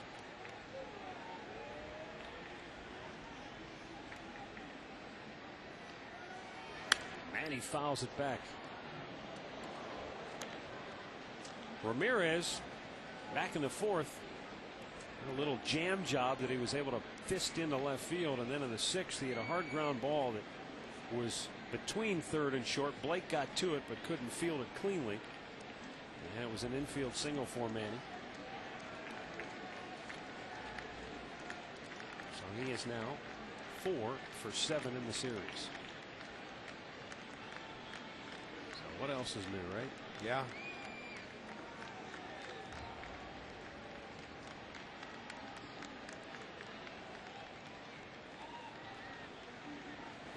Good pitch. Strike 3 call.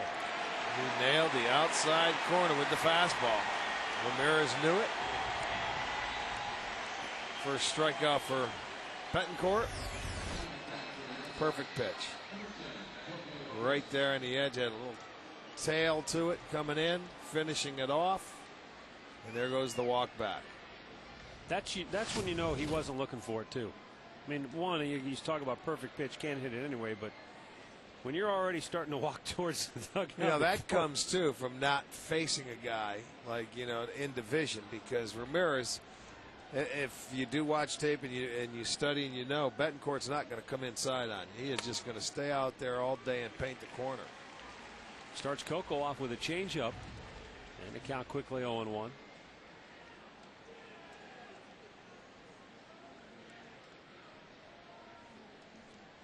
Well, if you like tonight's pitching matchup, stick around tomorrow. We got another good one: Fausto Carmona and Josh Beckett.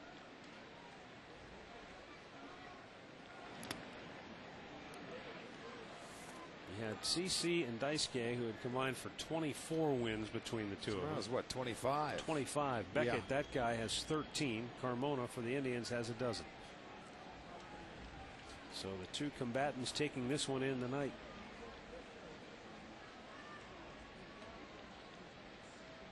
One and one to count on Coco. Pretty good bunt, but Betancourt gets to it quickly. The former infielder throws him out, 2 down. And the former Red Sox and former infielder, you're right. Not a bad idea. try and get something going, but he just left it out in front of home plate too much. Made it easy for Betancourt to get off the mound, field the play, didn't even have to stride, just makes a good throw to get crisp. So with 2 down, Mike Lowell will be the batter. He is 1 for 3. He drove in the only run of this game back in the 4th inning.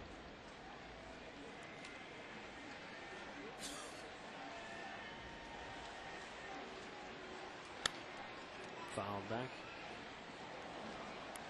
He hit a pop fly to left that he sort of hit off the end of the bat. Didn't have a lot of drive to it, and it fell just inches in front of Ben Francisco, who dove and couldn't quite come up with it. That was with 2 outs.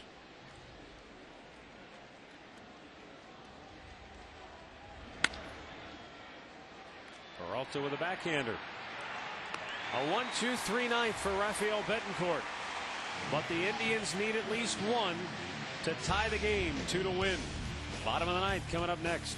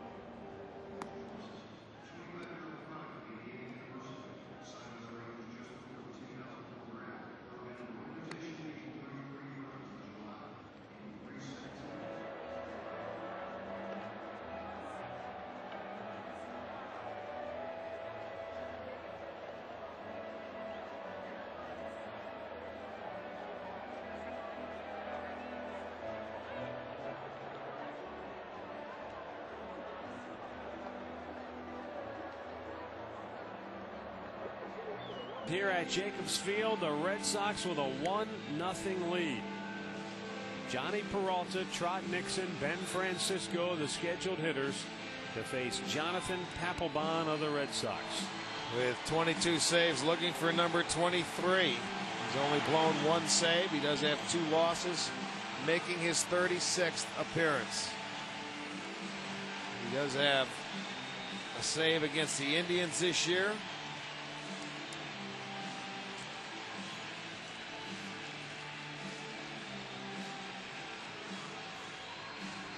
He's allowed 2 runs in his last 14 appearances.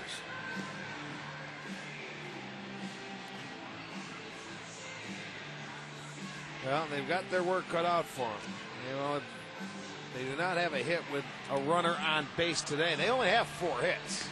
Grady has 2 of them. Garco has 1, and Francisco led off the 7th inning. Red Sox are already 2-0 in 1-0 games this year. Remember, Kurt Schilling almost threw a no-hitter against Oakland on June 7th. Right. And Matsuzaka beat the the Giants back on June 16th, 1-0. Indians have had 3 1-0 games.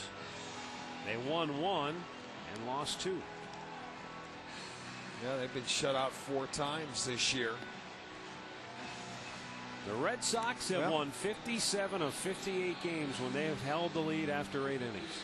Well, you need a little Jacobs Field magic right here. They've been able to do it a number of times this year. They're going to have to try and get something rolling here in the 9th.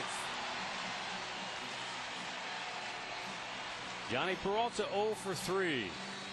They have 9 wins in their last at bat here. They're looking to make it double digits. Peralta in a bit of a slump right now. Just one hit in his last 15 at bats.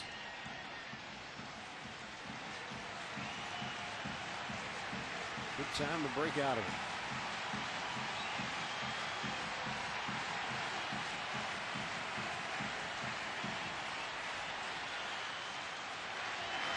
Outside, ball one.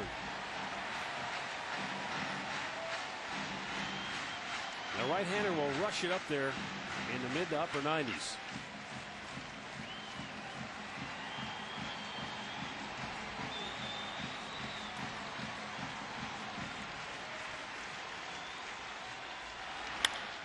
Fouled away. That's what you want to do. You want to make him get the fastball down, because once he gets 2 strikes, he'll elevate it on you, and it's awfully tough to come up and catch up to it.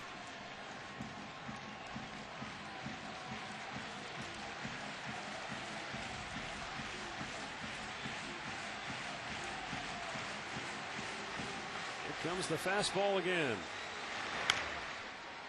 Got inside on him, and the count is 1-2. Ran that 2-seamer in there.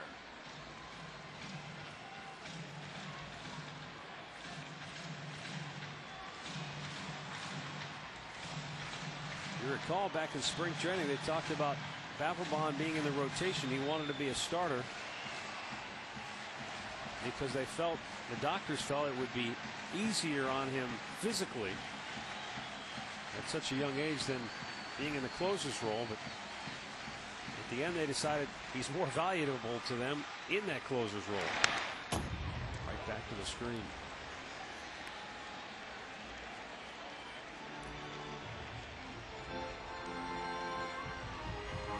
Without a doubt, and John Farrell knows this more than anybody, Papelbon's the exception to the rule. Usually you don't have a young rookie kid become a closer.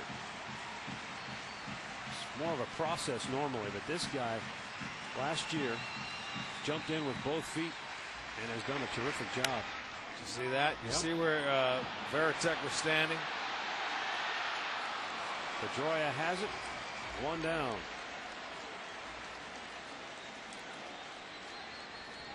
Red Sox second baseman talking to Lugo about who had territorial rights over that ball. Pedroia took it.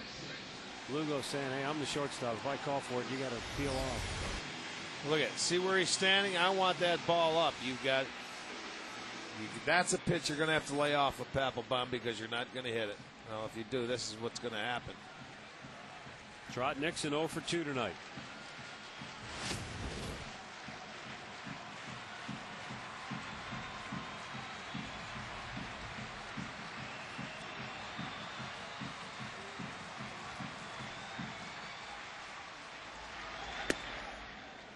Shaves the outside corner with strike 1.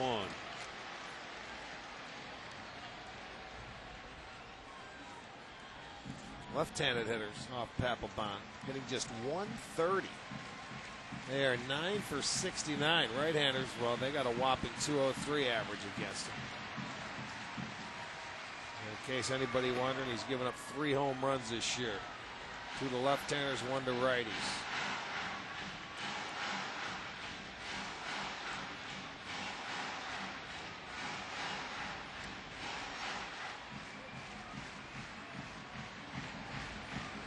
Sox have watched Papelbon work with pretty dominant results all season long.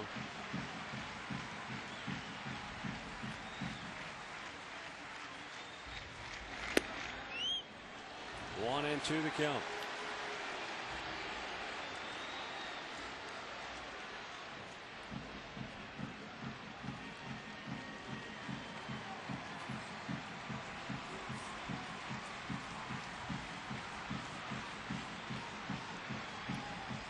Difference tonight from the last time we saw him in Boston. He's able to locate. He has pinpoint control, it looks like. Struck him out, 2 down. Don't forget, right after the game, we'll have the Conrad's Tire Express and Total Car Care post-game show. We'll have the highlights and get you ready for tomorrow night's game as well. Don't miss it right after the ball game. Last hope for the Tribe is Ben Francisco to keep the game alive. Indians down to their final out. Francisco is 1 for 3. He singled in his last at bat.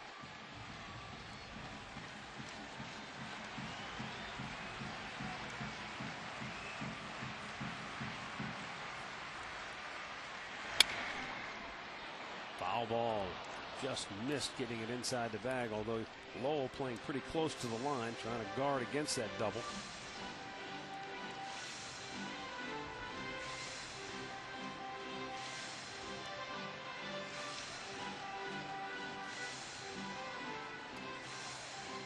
There is Lowell.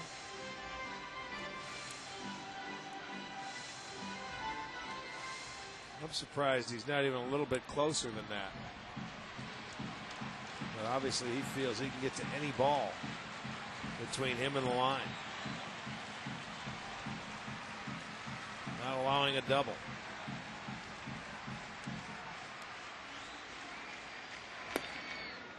A strike called and a nasty pitch to hit. May have helped Papelbon out a bit there, and now the Indians down to their final strike.